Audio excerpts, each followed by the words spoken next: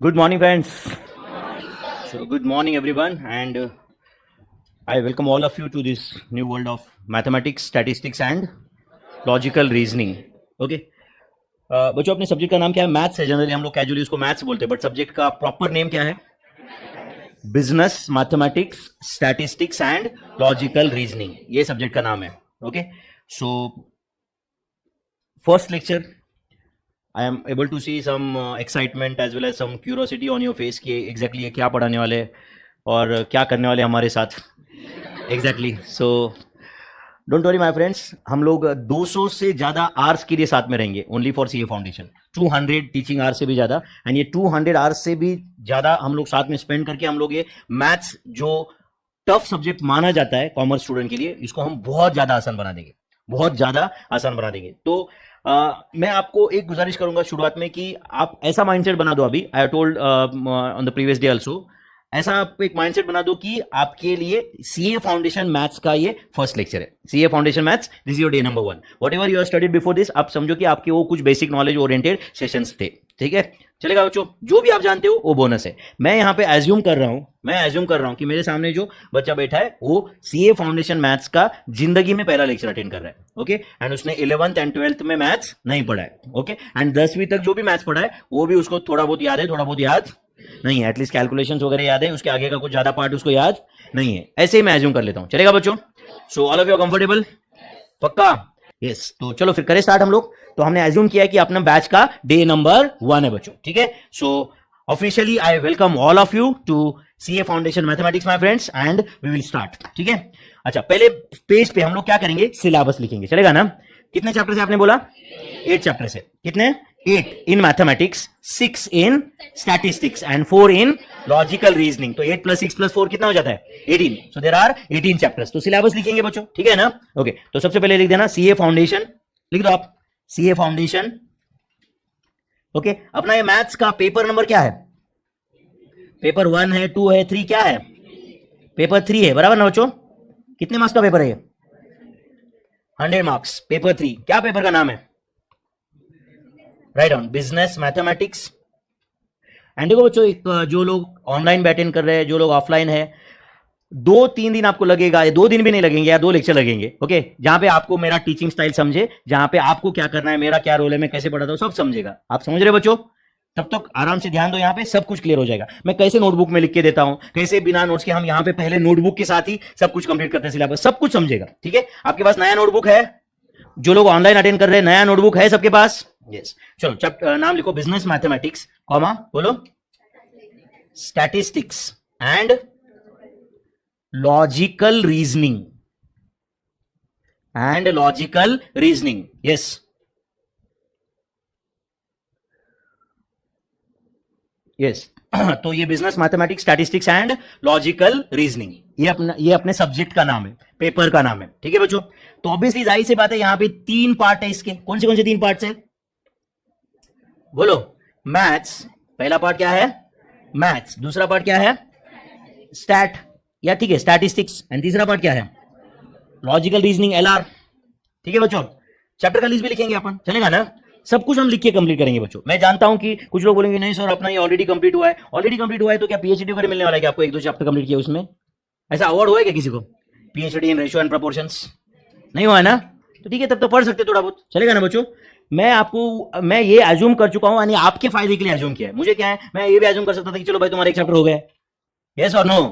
आपके फायदे के लिए एजम्पशन किया, उससे मुझे टाइम इन्वेस्ट करना है ना यार उसमें. और मैं यही एज्यूम करूंगा कि आप हाउ टू यूज कैलकुलेटर तक नहीं जानते हो. कैलकुलेटर में मेमोरी प्लस मेमोरी माइनस क्या होता है, मेमोरी रिकॉल क्या होता है, जीटी क्या होता है, स्क्वायर रूट क्या होता है, कैसे क्या यूज करते हैं, ये तक आपको पता नहीं है. स्क्वायर रूट कैसे कैलकुलेट करते हैं, क्यूब रूट कैसे कैलकुलेट करते हैं, फिफ्थ रूट कैसे लाते हैं, ये आपको पता नहीं है. यही मान के चलते हैं हम लोग. चलेगा ना? लॉग क्या होता है, एंटी लॉग क्या होता है, इंडेक्स क्या होता है, प्रोपोर्शन क्या होता है, ये आपको पता नहीं है. यही मान के चलता हूं मैं. बेटर है ना आपके लिए भी? है कि नहीं? आपके लिए भी एक नया मौका है. जो लोगों ने, हो सकता है कि कोई बोले नहीं सर मैं थोड़ा ध्यान कम देता था, मैथ समझता नहीं था, यार तुम्हारे लिए अपॉर्चुनिटी है ये.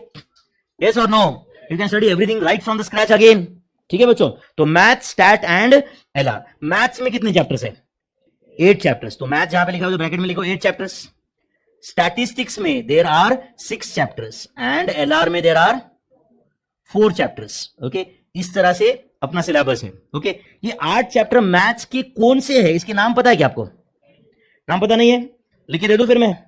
तो सीए फाउंडेशन पेपर 3 आपने लिखा है यहां तक, business mathematics statistics and logical reasoning, लिख रहे हैं बच्चों? Yes, math stat and LR. तो मैथ्स में फर्स्ट चैप्टर है ratio comma proportions, ratios, proportions, logs and indices, ratio, proportion, logs and indices. ठीक है, फर्स्ट चैप्टर। अच्छा, ये 4 चैप्टर है, एक है? ये एक चैप्टर है, ratio, proportion, logs and indices. दूसरा चैप्टर है टाइम वैल्यू ऑफ मनी। दूसरा क्या चैप्टर है? Time value of money. और तुम चाहो तो इसको एसआई एंड सीआई ऐसे भी बोल सकते हो। एसआई एंड सीआई मतलब क्या? Simple interest and compound interest, simple interest and compound interest, SI and CI, simple interest and compound interest. तीसरा चैप्टर है sequences and series, sequences and series, जिसमें हम पढ़ने वाले AP and GP. AP and GP क्या होता है?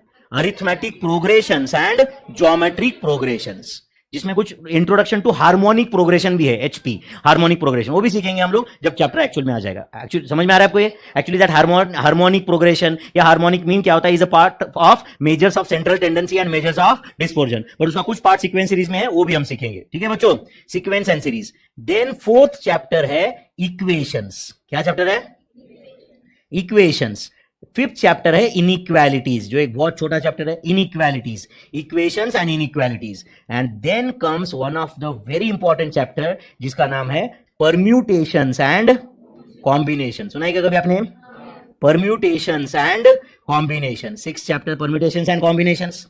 Then 7th chapter है सेट्स, फंक्शंस एंड रिलेशंस। आप में से कुछ लोगों ने ये चैप्टर तो स्कूल में भी पढ़ा रहेगा, स्पेशली सेट्स तो पढ़ा ही रहेगा, सेट्स, फंक्शंस एंड रिलेशंस। तो ये 7th चैप्टर है। एंड 8th चैप्टर है जिसमें कभी कभी स्टूडेंट थोड़े डरे हुए रहते हैं, उनको लगता है कि भाई ये अपने बस की बात ही नहीं है या नहीं? वो चैप्टर का नाम है डेरिवेटिव्स एंड इंटीग्रेशन। बट बच्चों, अपने बैच में ऐसा नहीं करेंगे हम लोग एंश्योर करेंगे कि ये चैप्टर भी अपने को कोई भी और चैप्टर की तरह ही लगे। आपको लगना चाहिए हाँ भाई, जैसे एक एपीजीपी एक चैप्टर है, वैसे ही derivatives and integration put together एक चैप्टर है। अच्छा मुझे बताओ, आप में से जो लोगों ने 12th में मैथ्स पढ़ा है, 12th में आपने ये डेरिवेटिव्स इंटीग्रेशन पढ़ा है ना बच्चों? तो 12th में जहां तक अगर मैं महाराष्ट्र स्टेट बोर्ड का सिलेबस का भी बात करूं या बाकी के भी बोर्ड का सिलेबस डिस्कस करूं मैं, तो डेरिवेटिव्स इंटीग्रेशन काफी हद तक एक इंपॉर्टेंट चैप्टर है। इनफैक्ट महाराष्ट्र स्टेट बोर्ड में तो ये डेरिवेटिव्स इंटीग्रेशन करीबन 8 और 8 16 में से 6-7 चैप्टर तो डेरिवेटिव इंटीग्रेशन ही है। Derivatives, integration, application of derivatives, definite integral, application of integral, बराबर है या नहीं? ऐसे बहुत सारे चैप्टर तो डेरिवेटिव्स एंड इंटीग्रेशन पे डिपेंडेंट है। अच्छा, फिर सीए फाउंडेशन में भी डेरिवेटिव्स इंटीग्रेशन बहुत ही ज्यादा वेटेज है ना इसको? कितना वेटेज है इसको? ज्यादा से ज्यादा 6-7 मार्क्स आएंगे यार, इससे ज्यादा क्या आएगा? समझा या नहीं? Are you getting this? तो कितने चैप्टर्स है मैथमेटिक्स में? There are 8 chapters in mathematics. Statistics में कितने चैप्टर्स हैं? 6. तो स्टैटिस्टिक्स में ये 6 चैप्टर्स में से पहला चैप्टर है स्टैटिस्टिकल डिस्क्रिप्शन ऑफ डेटा। क्या पहला चैप्टर है? Statistical description of data, statistical description of data my friends. ठीक है, ओके। और जो लोग यहाँ पे कुछ ऑनलाइन कमेंट कर रहे हैं उनको बता दूं, देखो बच्चों, आपने इसके पहले मैथ्स नहीं पढ़ा है, मुझे कोई प्रॉब्लम नहीं है, आप ये यही लेक्चर पहले से देखो, मैं सब कुछ बता चुका हूं। ठीक है, everything will be taught right from the basics, don't worry at all. Okay, तो पहला चैप्टर कौन सा है स्टैटिस्टिक्स में? Statistical description of data. Second chapter है measures of central tendency, measures of central tendency and measures of dispersion, measures of central tendency and measures of dispersion. Out of all 18 chapters of math stat LR, ये सबसे लेंदी chapter है। अच्छा, मैं difficult बोला या लेंदी बोला? अच्छा, डिफिकल्ट एंड लेंदी में फर्क होता है ना? क्या लेंदी मतलब क्या? It will take more number of lectures. Difficult बोला नहीं मैंने इसको, समझा ना? तो one of the most lengthy chapter, measures of central tendency and measures of dispersion. हो सकता है कि इस एक चैप्टर को उतना टाइम लगेगा जितना LR के 4 चैप्टर को मिलकर भी नहीं लगेगा। समझा कि मैं क्या बोल रहा हूं? इसका मतलब ऐसे नहीं हम कैलकुलेट कर सकते कि भाई आज 4 ही चैप्टर हुए, टोटल 18 चैप्टर, ऐसे नहीं बोल सकते ना यार। चाहो तो मैं अगले 15 लेक्चर में 4 चैप्टर फिनिश कर सकता हूं LR के, बट डेफिनेटली सिलेबस कितना % कंप्लीट हुआ है वो तो वही रहेगा ना? यस और नो? नंबर ऑफ चैप्टर के बेस पे नहीं जा सकते अपन, क्योंकि हर एक चैप्टर का लेंथ अलग अलग है। कुछ चैप्टर बहुत ही कम ड्यूरेशन वाले हैं, कुछ ज्यादा ड्यूरेशन वाले हैं। समझता है क्या? ओके। थर्ड चैप्टर है इसमें जो आपने हो सकता है पहले कभी सीखा रहेगा, जिसका नाम है कोरिलेशन एंड रिग्रेशन एनालिसिस। मैं जब बोल रहा हूं कि आपने कभी पहले सीखा रहेगा, इसका मतलब ये नहीं कि I am assuming that and मैं इसके बाद में बोलूंगा कि हाँ चलो यहां तक तो आपने ऑलरेडी सीखा है, इसके आगे कंटिन्यू करते हैं, ऐसा कुछ नहीं है। मैं आप एज्यूम कर रहा हूं कि आप कुछ भी नहीं सीखे इसके पहले मैथ्स में। Correlation and regression analysis fourth chapter है। ओके, जो एक पहला चैप्टर था इसमें मैथ्स में परम्यूटेशंस एंड कॉम्बिनेशंस, उसी का एक्सटेंशन है जिसका नाम है प्रोबेबिलिटी एंड एक्सपेक्टेड वैल्यू। क्या चैप्टर है? Probability and expected value, probability and expected value. Okay, then comes one chapter which is dependent on probability only, जिसका नाम है प्रोबेबिलिटी डिस्ट्रीब्यूशन। क्या नाम है उसका? Probability distribution. और तुम चाहो तो इस चैप्टर को थ्योरेटिकल डिस्ट्रीब्यूशंस ऐसे भी बोल सकते हो। क्या बोल सकते हो? थ्योरेटिकल डिस्ट्रीब्यूशंस, प्रोबेबिलिटी डिस्ट्रीब्यूशंस और थ्योरेटिकल डिस्ट्रीब्यूशंस। ठीक है बच्चों? And then comes last and one of the very easy chapter of statistics, जिसका नाम है इंडेक्स नंबर्स। अच्छा, जो पहला जो पढ़ा था बच्चों रेशियो प्रोपोर्शन लॉग्स इंडाइसेस, वो इंडाइसेस अलग और ये इंडेक्स नंबर्स अलग, समझा ना?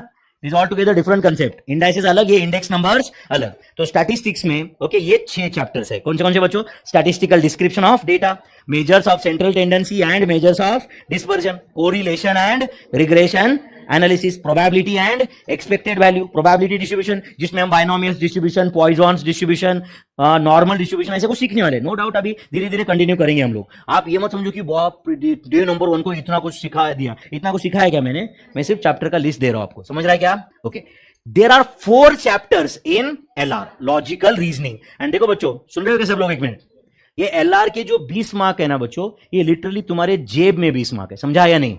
जो आप कभी भी एनकैश कर सकते हो, राइट? ये यहाँ पे एलआर मतलब जो आपने कभी बचपन में स्कॉलरशिप का या मैथलीट का या ओलंपियड का एग्जाम दिया रहता है ना, उससे भी आसान है, समझा या नहीं? उससे टफ बोला या आसान बोला? उससे भी आसान है बोला। At this stage, CA foundation stage पे ये 20 मार्क फ्री के 20 मार्क है तुम्हारे लिए, समझ रहा है क्या? बारिंग फ्यू एम्बिग्यूटी जो थोड़ा आईसीआई ने क्रिएट किया है, वो छोड़ के इसमें कुछ भी टफ नहीं है। समझ में आ रहा है आपको ये? ओके, तो एलआर में पहला चैप्टर है number series, number series comma coding and decoding, coding and decoding and odd man out. And कौन सा? Odd man out. ऐसा फर्स्ट चैप्टर है इन लॉजिकल रीजनिंग, नंबर सीरीज। अच्छा, कोडिंग डीकोडिंग बोलने के बाद आपको कुछ ऐसा कंप्यूटर कोडिंग वगैरह याद आ रहा है क्या? कुछ ऐसा कुछ आर्ट वगैरह देखा रहेगा आपने, computer coding, white hat junior, ऐसे तो कुछ नहीं लग रहा है ना? वो नहीं है मेरे भाई, दिस इज डिफरेंट, समझ रहा है ना? ये बहुत सिंपल। कोडिंग मतलब क्या? कोई लेट्स से कोई बोल रहा है कि ABC is coded as 1 2 3, DEF will be coded as, ऐसा कुछ, समझ रहा है ना? जो भी कुछ है देखेंगे हम लोग उस समय पे। Are you getting this? Coding decoding के बहुत बेसिक कैटेगरी क्वेश्चंस यहाँ पे हम कोई कंप्यूटर का कोडिंग नहीं सीखने वाले at CA foundation. This is no way related to computer का coding. Is that clear my friends?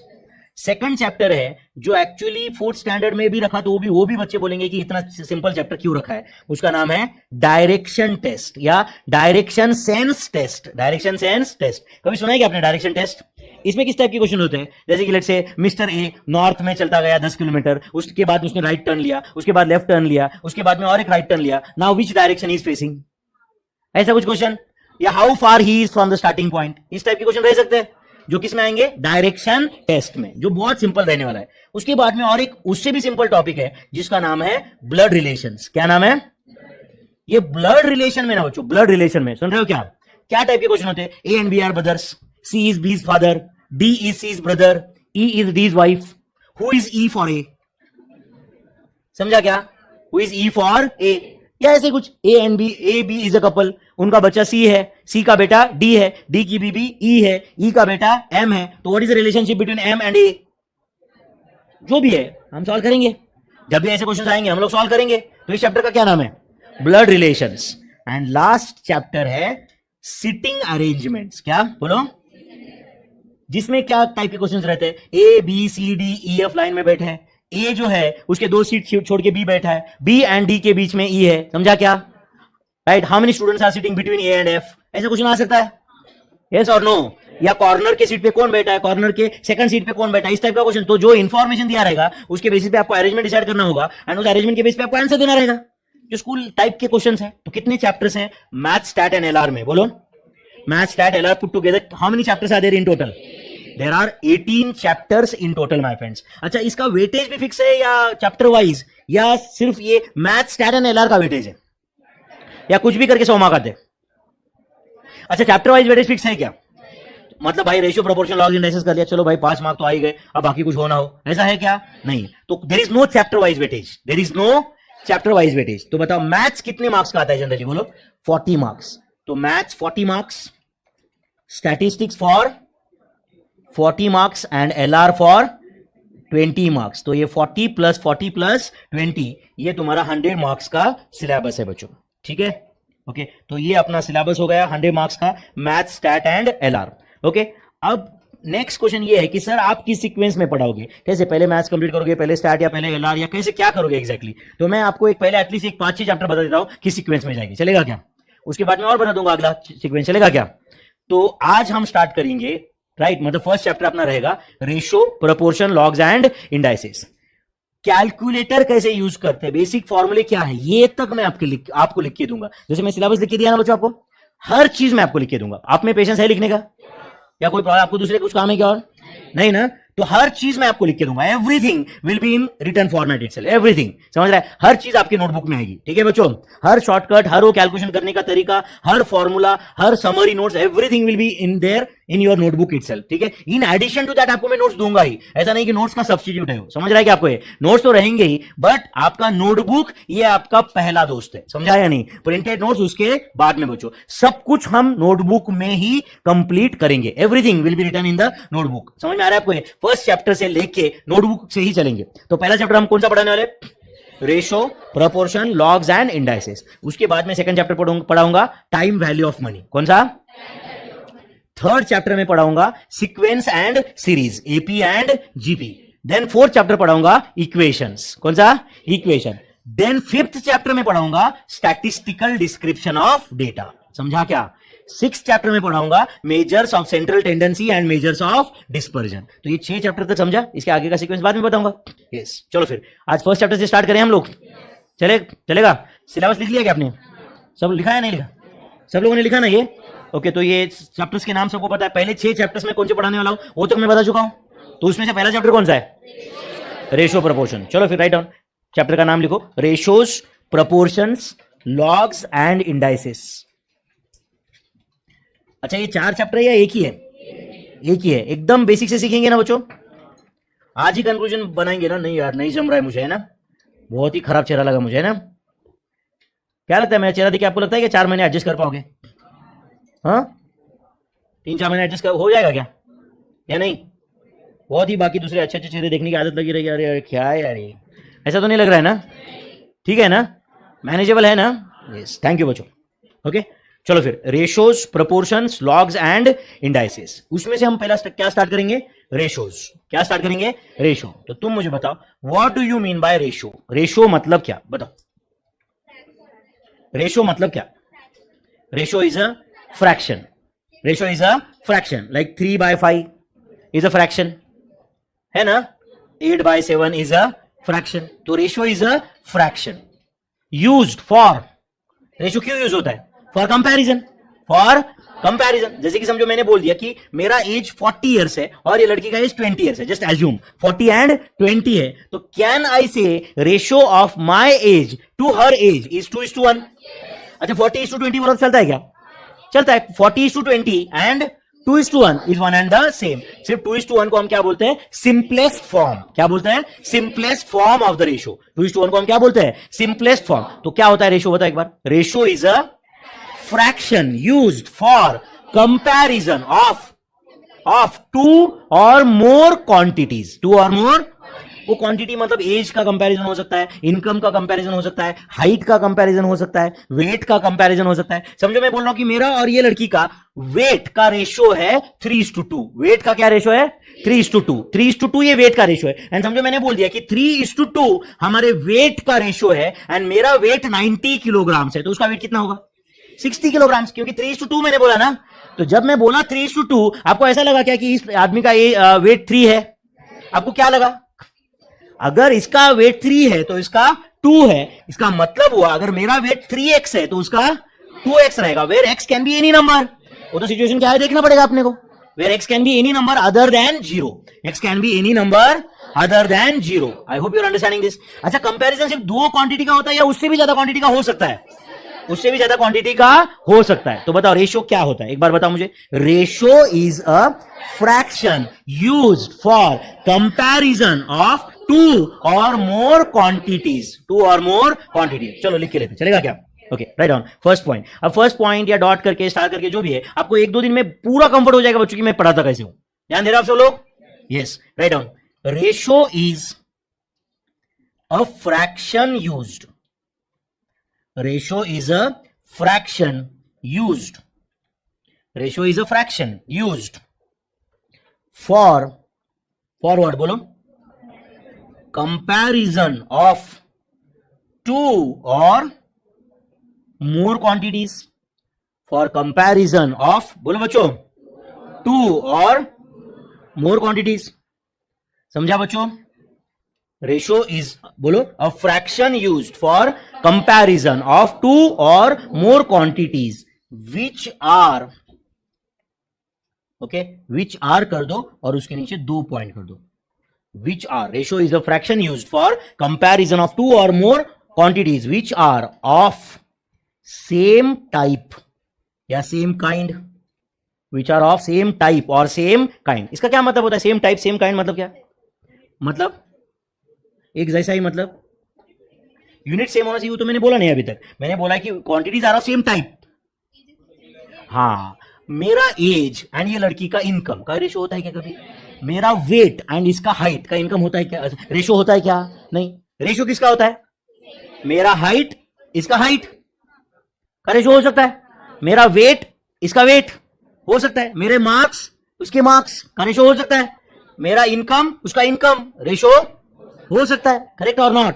मेरे नंबर ऑफ फैमिली मेंबर्स उसके नंबर ऑफ फैमिली मेंबर्स का रेशियो हो सकता है. करेक्ट और नॉट? हमारे घर पे मिल्क का क्वांटिटी उसके घर पे मिल्क का क्वांटिटी का रेशियो हो सकता है. करेक्ट और नॉट? तो ratio is used for comparison of, बोलो, two or more quantities which are of same type expressed in same unit of measurement. Expressed in, बोलो मेरे भाई, same unit of measurement. Expressed in same unit of measurement. समझा क्या बच्चों? Expressed in same unit of measurement. I hope you are getting this. तो ratio is a fraction used. Ratio is a fraction used for what बोलो? Comparison of two or more quantities which are of, बोलो, same type expressed in the same unit of measurement. Expressed in the same unit of measurement. For example, okay, example लिख रहे बच्चों? Ratio is a fraction used for comparison. Okay, example लिख रहे हो क्या? Write down. If Vinod's weight is 90 kilograms and let's say Anand's weight is 60 kilograms, then we can say that Vinod's weight is 90 kilograms and Anand's weight is how much? Bolo? 60 kilograms. Then we can say that weights of Vinod, Anand are in the ratio of, बोलो बच्चों क्या रहेगा? 90:60 which is equal to, बोलो, 3:2. तो 3:2 ये क्या है बताओ? 3:2 ये क्या है? सिंपलेस्ट फॉर्म ऑफ 90:60 है. नहीं समझा आपको? तो 90:60 एंड 3:2 ये दोनों सेम ही है ना बच्चों? 90:60 and 3:2 ये सेम ही है. Only thing is that it is in a different form. It is in a different form. I hope you are getting this. It is in a different form. The weights of Vinod and Anand are in the ratio of, bolo, 90:60, which is 3:2. Also, we can write that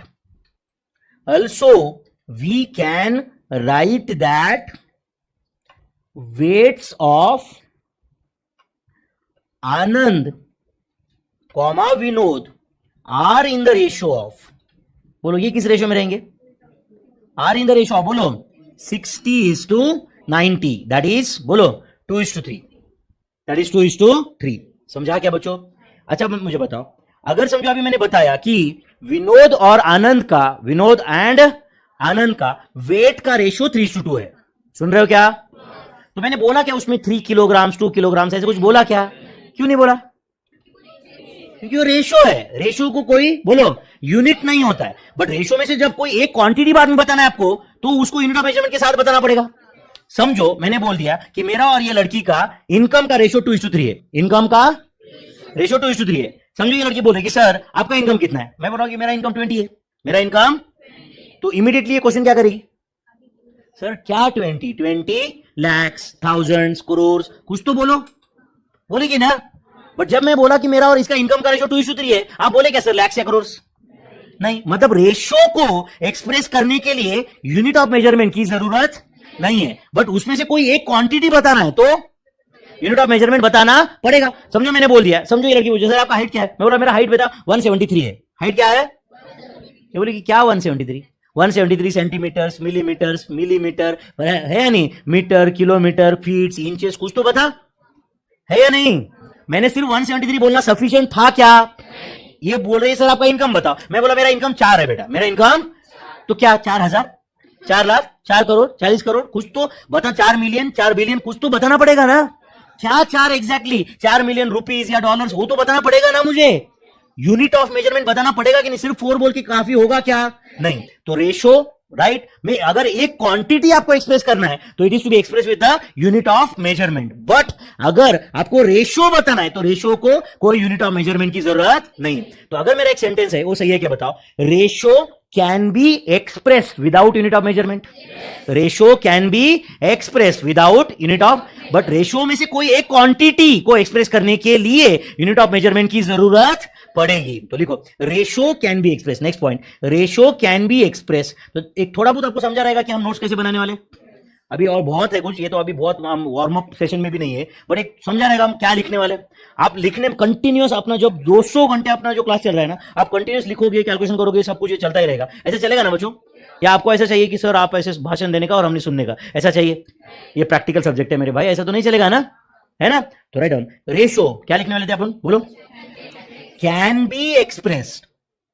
ratio can be बोलो expressed without any बोलो unit of measurement.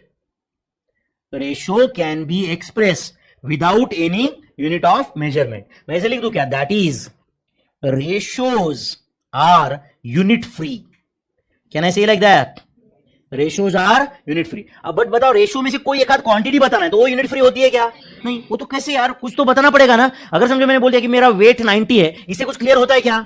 ठीक है, सबको समझता है कि 90 मतलब kilogram की बात करता रहेगा, ऐसा लगता है. बट समझो मैंने कोई बोल रहा है कि सर इसका वेट कितना रहेगा, कोई चीज का वेट कितना रहेगा, मैंने 90 बोलना काफी है क्या? 90 बोलते ही आप क्या बोलोगे? क्या 90 सर? किलोग्राम्स, ग्राम्स, कुछ तो बताओ. यस और नो. इनकम बताया, हाइट बताया, यस और नो. कोई क्वांटिटी बताया, तो you have to express the unit of measurement or not.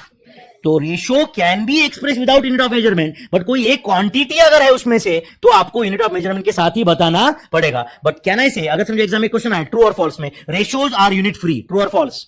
True. Ratio unit free है. फॉर कंपैरिजन पर्पस जो भी हम लिख रहे हैं 2:3 के अंदर कोई यूनिट है क्या? नहीं. बट 2:3 के अंदर अगर पहला 20 किलोग्राम्स है तो अगला 30 किलोग्राम्स रहेगा. समझा क्या? अगर मैंने बोल दिया कि मेरे इनकम का और इसके इनकम का रेशो 2:3 है, एंड अगर मैंने बोल दिया कि भाई मैं महीने का 2 लाख कमाता हूं तो ये कितने कमाती है?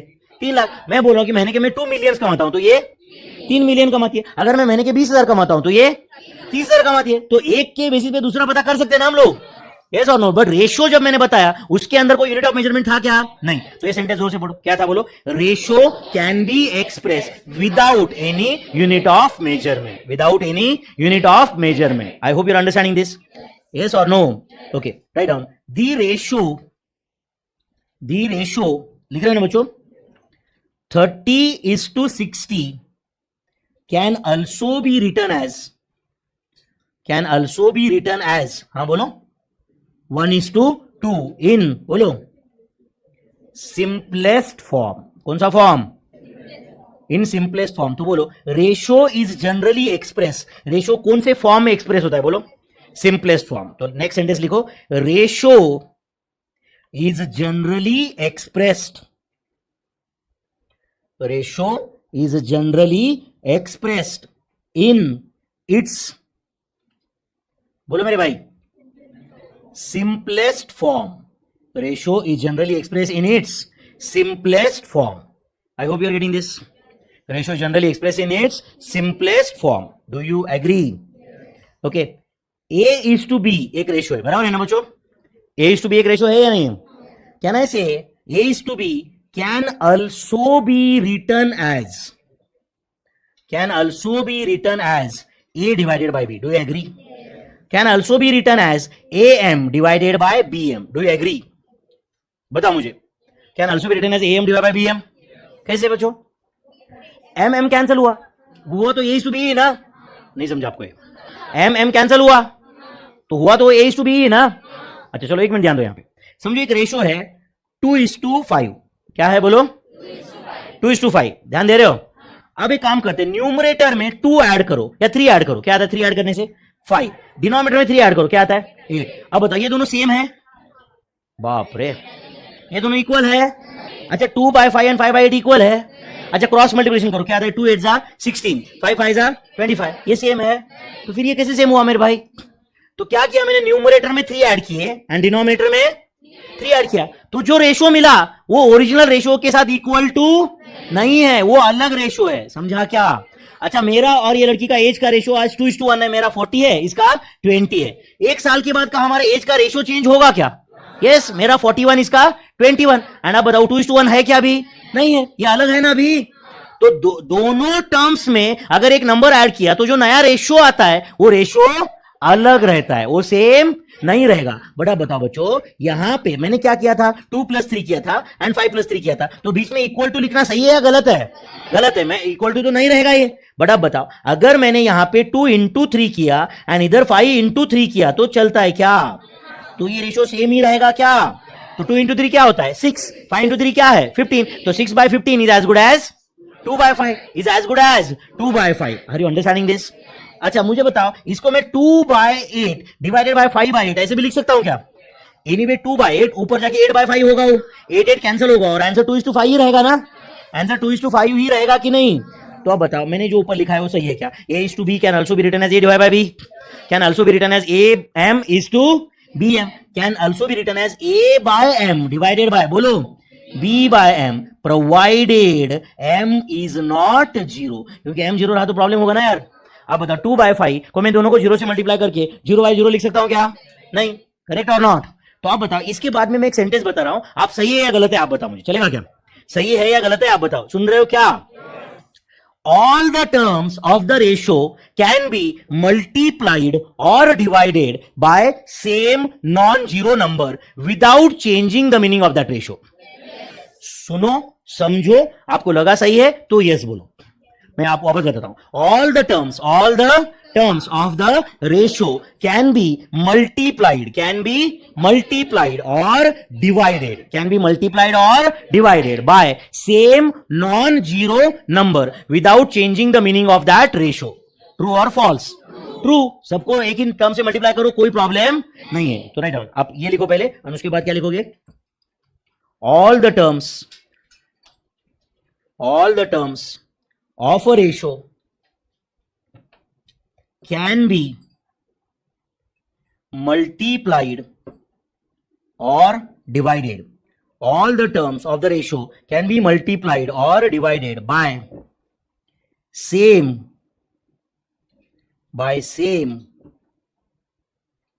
non-zero number. All the terms of the ratio can be multiplied or divided by same, बोलो, नॉन जीरो नंबर. मैंने नॉन जीरो क्यों लिखा है समझा ना? यस और नो? राइट. तो अब सिंपल चीज है. Let's say x is to y can also be written as, बोलो बच्चों, 5x is to 5y can also be written as, बोलो, 10x is to 10y can also be written as x divided by y. Do you agree? Can also be written as x/15 divided by y/15. Do you agree? Can also be written as x/30 divided by y/30. ये सब same है कि नहीं बताओ बच्चों मुझे. मैंने जो लिखा है वो सबका simplest form x is to y है कि नहीं बताओ. x is to y, 5x is to 5y, 5 cancel हो जाएगा, वापस x is to y है. 10x is to 10y, 10 cancel हो गए, वापस x is to y ये वो, देन x divide by y, x by 15 divide by y by 15, तो 15 कैंसिल ही हो जाएगा ना उधर भी. It will still be x is to y itself or not. I hope you are understanding this. कुछ गया दिमाग में? तो मैंने ऊपर क्या सेंटेंस लिखा है वो समझा के बताओ. क्या सेंटेंस था बोलो? All the terms of the ratio can be multiplied or divided by same non-zero number. All the terms of the ratio can be multiplied or divided by same non-zero number. समझा क्या? Yes. Okay. All the terms of the ratio can be multiplied or divided by बोलो same non-zero number. तो x is to y can also be written as 5x is to 5y. Can also be written as 10x is to 10y. कोई फर्क नहीं पड़ता है. Are you understanding this? सबको clarity है क्या उसमें? ओके, अब बताओ बच्चों, इन द रेशियो, सुन रहे हो क्या सब लोग? Let's say in the ratio से x is to y, in the ratio x is to y, x ये फर्स्ट टर्म है ना बच्चों, या सेकंड टर्म है? x फर्स्ट टर्म है एंड y बोलो सेकंड टर्म है. x फर्स्ट टर्म है, y सेकंड टर्म है, सही है? तो फर्स्ट टर्म को हम बोलते हैं एंटीसीडेंट. शायद ये पता रहेगा आपको. फर्स्ट टर्म को क्या बोलते हैं? एंटीसीडेंट. तो first term of the ratio is known as antecedent and second term is known as consequent. तो first term of the ratio is known as antecedent, second term of the ratio is known as consequent. Second term of the ratio is known as consequent. समझा क्या? तो 9 is to 11 में antecedent क्या है? 9 and consequent 11. Consequent is 11. समझता है क्या? Yes और नो? अच्छा, अगर समझो मैंने बताया कि मेरा और ये लड़की का इनकम का रेशियो 5:7 है, 5 एंड ये लड़की का इनकम है 140 करोड़. कितना? 140 करोड़. तो मेरा इनकम कितना हुआ? 5:7 मैंने रेशियो बताया, 5:7 करेक्ट है. एंड ये लड़की का इनकम कितना है? 140 करोड़. तो मेरा कितना हुआ? 100 करोड़. कैसे? 5:7, 5:7 एंड ये जो लड़की है इसका इनकम 140 बताया ना मैंने, तो मेरा हाउ मच? सीधा सीधा क्रॉस मल्टीप्लिकेशन से कर सकते हैं कि नहीं? यस और नो? कैसे करते क्रॉस मल्टीप्लिकेशन? इसके बाद बोलो 5 into 140 डिवाइडेड बाय 7. तो मेरा इनकम कितना हुआ? 100 करोड़. समझा क्या आपको? अच्छा, या दूसरा तरीका क्या था? अगर मेरा इनकम 5x है तो ये लड़की का कितना हुआ? 7x. एंड मैंने बोला था कि 7x 140 है, 7x 140 है. तो 7x 140 है तो x कितना हुआ? 20. तो 5x कितना हुआ? 100. तो मेरा इनकम 5x था ना? इट वॉज 100 करोड़ और नॉट? तो अगर मैंने कोई दो रेशो बताया एंड वो दोनों में से एक क्वांटिटी बताया तो दूसरा क्वांटिटी आप जज कर सकते हो ना. मैंने रेशो बताया और दोनों में से एक क्वांटिटी बताया. समझो मैंने बोल दिया कि राम एंड श्याम का एज का रेशियो 2:3 है, 2:3 है. राम इज 20 years old तो श्याम इज 30 years old. अगर राम 30 होता तो श्याम 45 ना यार. 30-40 होता है क्या यार? 2:3 बोला ना मैंने. तो 2:3 एंड राम 20 साल का है तो श्याम 30 साल. अगर राम 30 साल का है तो 45, 2:3 ना यार. यस और नो? कुछ ज्यादा क्या दिमाग में? तो ratio is used for comparison. Ratio 2:3 है, डजंट मीन राम 2 साल का है. करेक्ट और नॉट? राम अगर 2x ईयर का है तो श्याम 3x ईयर का है. Where x can be any number, depends on the question. Yes और no? First term of the ratio is known as, answer दो, antecedent. Second term of the ratio is known as consequent. समझा क्या? First term is antecedent and second term is consequent. उसके बाद में अपने कुछ लिखना है. ध्यान दे रहे हो यहाँ पे? पहले मैं लिखूंगा, आप सिर्फ समझो, बाद में लिखो, चलेगा ना? In the ratio a is to b. a is to b एक रेशो है, समझ रहे हैं ना? In the ratio a is to b if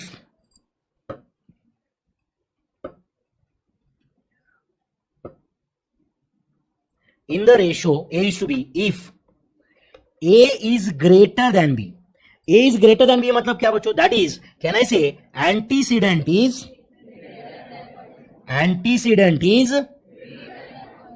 greater than consequent. antecedent is greater than consequent.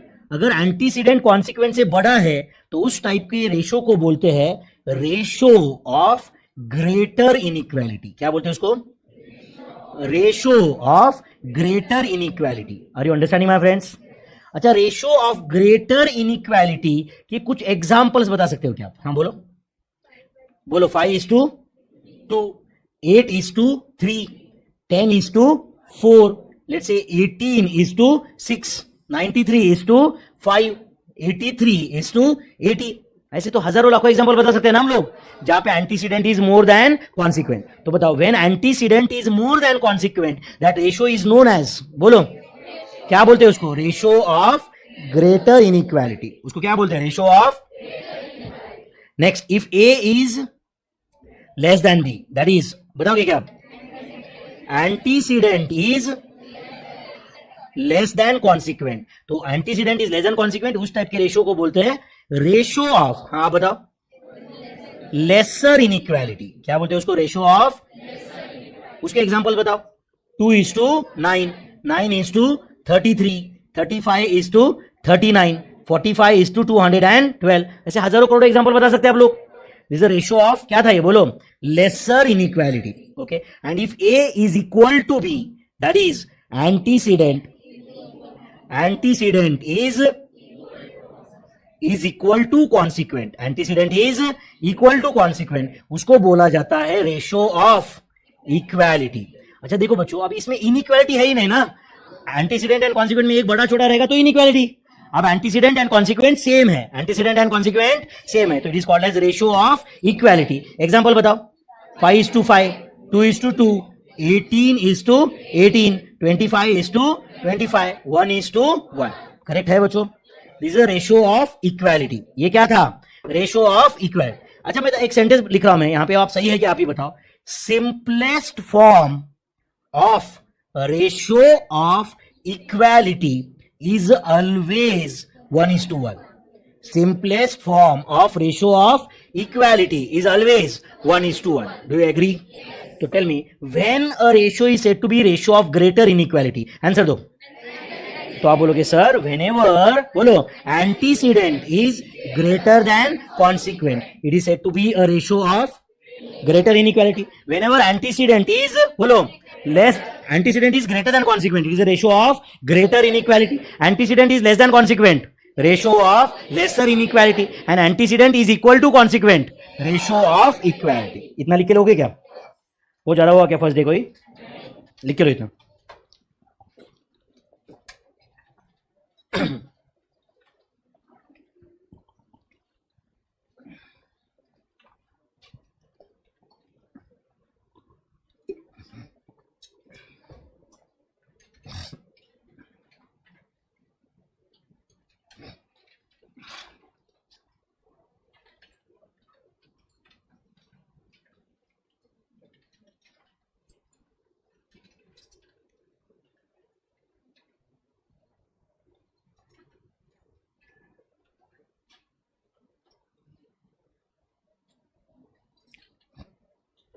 Yes, जो लोग लाइव स्ट्रीम अटेंड कर रहे हैं, मेरा सबको रिक्वेस्ट है बच्चों, पूरा ध्यान दिया करो यहाँ पे, बाकी नौटंकी छोड़ दो।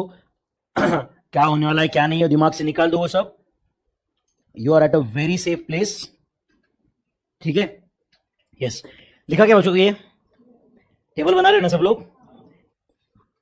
ठीक है, यस। जो लोगों ने लिखना कंप्लीट किया है मुझे बताओ, पहला सेंटेंस हमने क्या लिखा था रेशो में? Ratio is a fraction used for comparison of two or more quantities which are of same type expressed in the same unit of measurement. First term of the ratio is known as, answer do fatafat, first term of the ratio is known as antecedent, second term of the ratio is known as consequent. If antecedent is greater than consequent, ratio of greater inequality. If antecedent is less than consequent, ratio of lesser inequality. If antecedent is equal to consequent, ratio of equality. Ratio of equality. Ratios are unit free, true or false?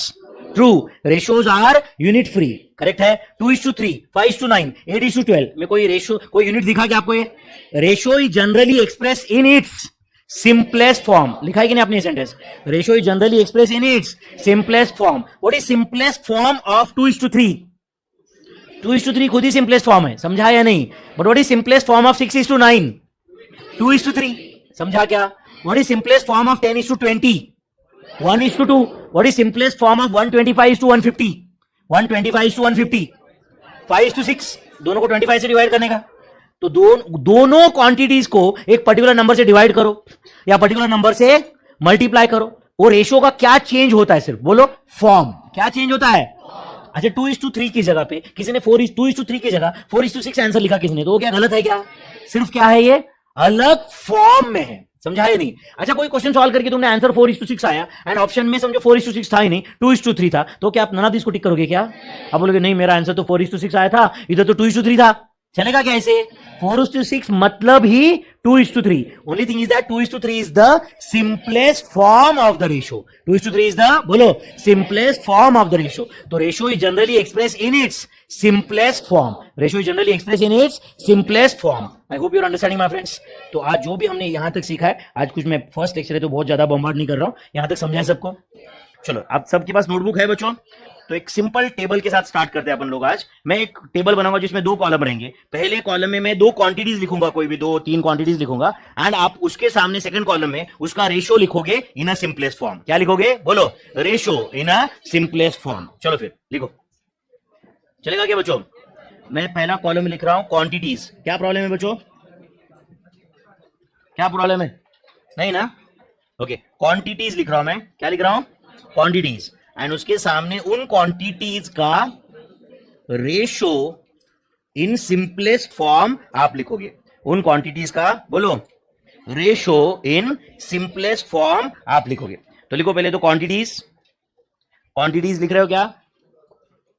Quantities लिख रहे हो क्या? And उसके सामने you have to write there, बोलो, ratio in simplest form. पहले तो लिखो quantities, okay, and then you please write out there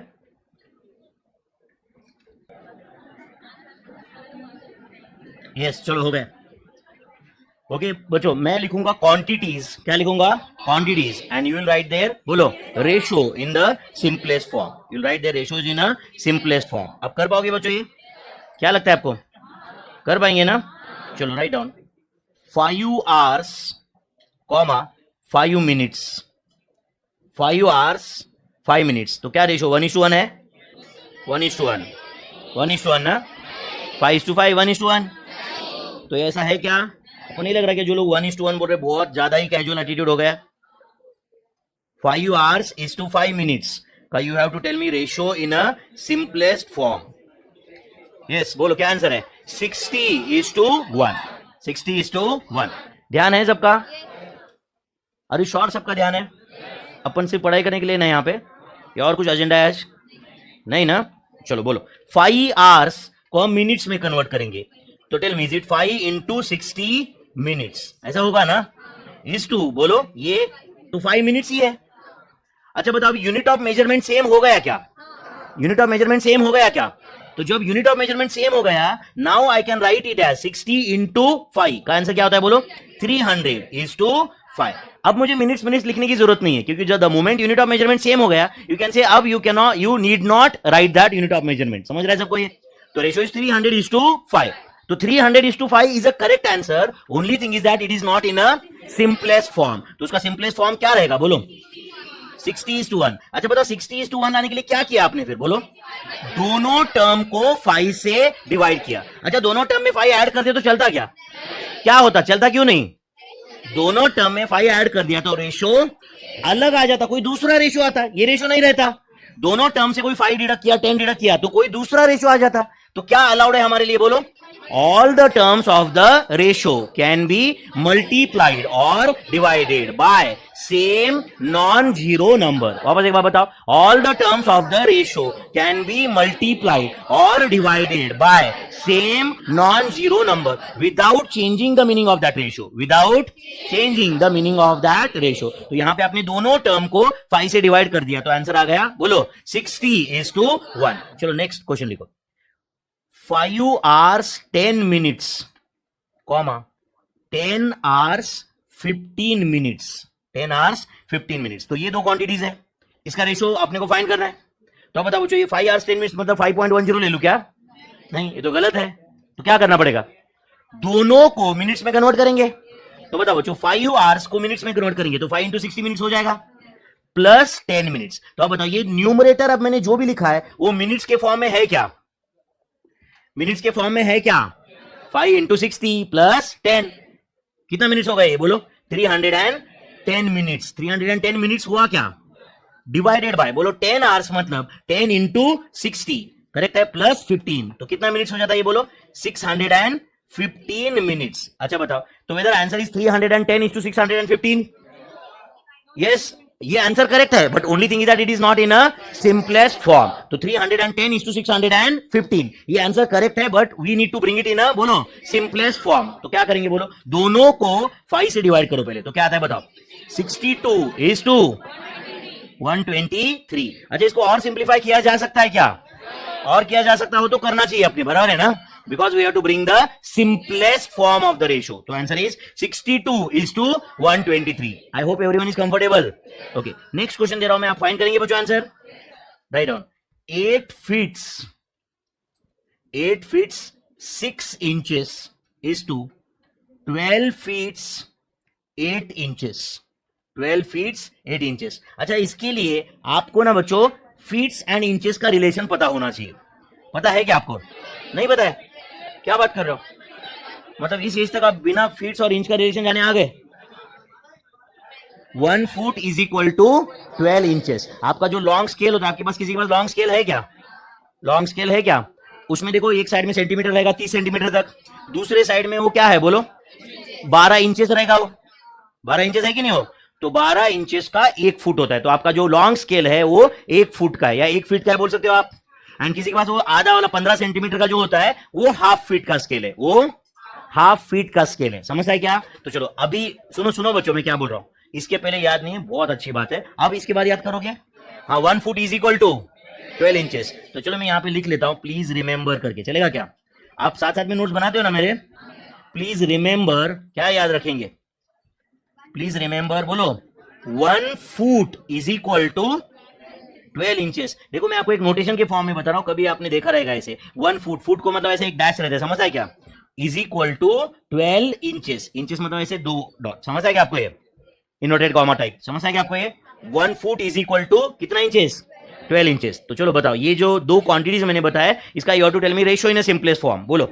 अच्छा बताओ फिर अभी, 8 फुट मतलब 8 इंटू 12, इतने इंचेस हो गए ना बच्चों, प्लस 6 इंचेस है ही, डिवाइडेड बाय, हाँ बोलो, 12 फीट मतलब इज इट 12 इंटू 12 प्लस 8. तो tell me, is it 102 inches? 102 inches divided by 152 inches. सही है. अच्छा अब बताओ, ये दोनों quantity same unit of measurement में आ गए क्या? दोनों quantity same unit of measurement में आ गए क्या? अगर आ गए तो you can write the ratio in a simplest form. तो एक काम करो, दोनों को 2 से डिवाइड करो. बोलो क्या आता है? 51 इज टू 76. और कुछ सिंप्लीफाई हो सकता है क्या इसको? कुछ 7 से, 3 से, 13 से, 11 से डिवाइड करके देखो. अच्छा कर लिया तो 11 से डिवाइड किया तो फ्रैक्शन में जाएगा, एंड जो फ्रैक्शन में होता है उसको हम सिंपलेस्ट फॉर्म बोलेंगे क्या कभी? तो अभी जो रेशियो आपके सामने है उसका सिंपलेस्ट फॉर्म क्या है फिर? बोलो, 51 is to 76. 57 is to 76 is the simplest form. चलो और एक क्वेश्चन दूं क्या इस टाइप का? आप सॉल्व करोगे? Write down. 8 metres 10 centimetres, comma 10 metres 18 centimetres. अच्छा सबसे पहले तो बताओ, अभी मीटर, सेंटीमीटर, मिलीमीटर का रिलेशन पता है क्या? या उसमें भी डाउट है? उसमें डाउट है रहा तो बोलो भाई, क्योंकि अभी क्या आपने फीस भरा है ना, मेरी रिस्पॉन्सिबिलिटी है या नहीं? ओके तो चलो फिर, 1 मीटर में, सुनो बच्चों सुनो प्लीज, 1 मीटर में कितने सेंटीमीटर होते हैं? 100 सेंटीमीटर होते हैं. प्लीज सुनो अच्छे से, 1 मीटर में 100 सेंटीमीटर होते हैं, एंड 1 सेंटीमीटर में 10 मिलीमीटर होते हैं. 1 सेंटीमीटर में 10 मिलीमीटर होते हैं. आपका स्केल देखो, 1 सेंटीमीटर रहेगा, उसके अंदर देखो आप 10 छोटे छोटे लाइन दिख रहे हैं कि नहीं? वो मिलीमीटर्स वाले, वो क्या है? मिलीमीटर्स वाले. समझ रहे हैं क्या बच्चों? तो यहां पे वापस एक बार लिख लेता हूं, प्लीज रिमेंबर. बोलो, 1 metre is equal to 100 centimetre. 1 centimetre is equal to 10 millimetres. 1 centimetre is equal to 10 millimetres. समझ आ गया बच्चों? तो बताओ 1 metre is equal to how many millimetres then? 1000 millimetres. 1 metre is equal to, वो भी लिख लेता, 1 मीटर इज इक्वल टू, बोलो, 1000 मिलीमीटर्स. सबको समझ रहा है ये? हाँ चलो फिर, अभी जो रेशियो दिया हुआ है मैंने उसको सिंपलेस्ट फॉर्म में लाना है बच्चों अपने को. चलो बोलो फिर, 8 मीटर्स, एक काम करेंगे, दोनों को अपन सेंटीमीटर में कन्वर्ट करेंगे. तो बोलो 8 मीटर मतलब कितने सेंटीमीटर? 8 इंटू 100, ये सेंटीमीटर में आ गया, प्लस 10 सेंटीमीटर तो है ही, डिवाइडेड बाय 10 मीटर मतलब कितने सेंटीमीटर? बोलो 10 इंटू 100 प्लस 18 सेंटीमीटर तो है ही। पहले हमने क्या किया, मीटर को सेंटीमीटर में कन्वर्ट किया, दोनों क्वांटिटी को हमने सेंटीमीटर में कन्वर्ट किया। Do you agree my friends? Yes. चलो फिर, तो मैंने क्या कर दिया यहां पे, मीटर्स को सेंटीमीटर में कन्वर्ट कर दिया, एंड प्लस उसमें जो सेंटीमीटर थे वो तो ऐड कर ही दिए। तो अब ये आंसर आया 810 बोलो सेंटीमीटर्स इज टू बोलो 1018 सेंटीमीटर्स। तो ये दोनों सेंटीमीटर्स में है अभी, एंड दोनों सेंटीमीटर्स में आ गया, दोनों सेम यूनिट ऑफ मेजरमेंट में आ गया, तो हमें यूनिट ऑफ मेजरमेंट लिखने की जरूरत नहीं है। क्यों जरूरत नहीं है? क्योंकि ratio can be express without any unit of measurement. Ratio can be express without any unit of measurement. तो चलो फिर इसका आंसर बताओ क्या है। It is 810 is to 1018। But बताओ ये सिंपलेस्ट फॉर्म है क्या? नहीं। तो चलो 2 से डिवाइड करो पहले। हाँ बोलो 405 इज टू 509। 509 इसको और सिंप्लीफाई किया जा सकता है क्या? देखो 3 से डिवाइड करके, 7 से डिवाइड करके, 11 से करके, 13 से डिवाइड करके, 17, दोनों अगर डिविजिबल है 13 से तो आपने और सिंप्लीफाई करना चाहिए। दोनों अगर डिविजिबल है 7 से तो करना चाहिए। दोनों अगर डिविजिबल है 3 से तो आपने करना चाहिए। In that case then it is not a simplest form. Are you understanding this? कुछ जा रहा है कि दिमाग में? चलो यही टेबल कंटिन्यू हो रहा है बच्चों आगे, समझ रहा है ना? मैं 2 3 जो भी है क्वांटिटीज बताऊंगा, and you have to tell me their ratio in a simplest form. सब लोग लिख रहे हो क्या बच्चों? मैं वापस बता दूं, कल बताया था मैंने, दोनों बैचेस में बहुत अच्छे से बताया था मैंने, नोटबुक जो है ये मुझे प्रॉपर चाहिए। समझ रहा है क्या? जो हम लिख रहे हैं बच्चों, जो अपना सिलेबस है ये पूरा का पूरा, हर फॉर्मूला, हर एक्सप्लेनेशन, हर डेरिवेशन के साथ में आपकी नोटबुक में आएगा। चलो फिर करें नेक्स्ट क्वेश्चन सॉल्व। यस, लिखो 5 minutes, 33 seconds, 5 minutes 33 seconds, 8 minutes 45 seconds, 8 minutes 45 seconds। इसका रेशियो चाहिए मुझे इन अ सिंपलेस्ट फॉर्म। रेशियो चाहिए इन अ सिंपलेस्ट फॉर्म। यस बच्चों,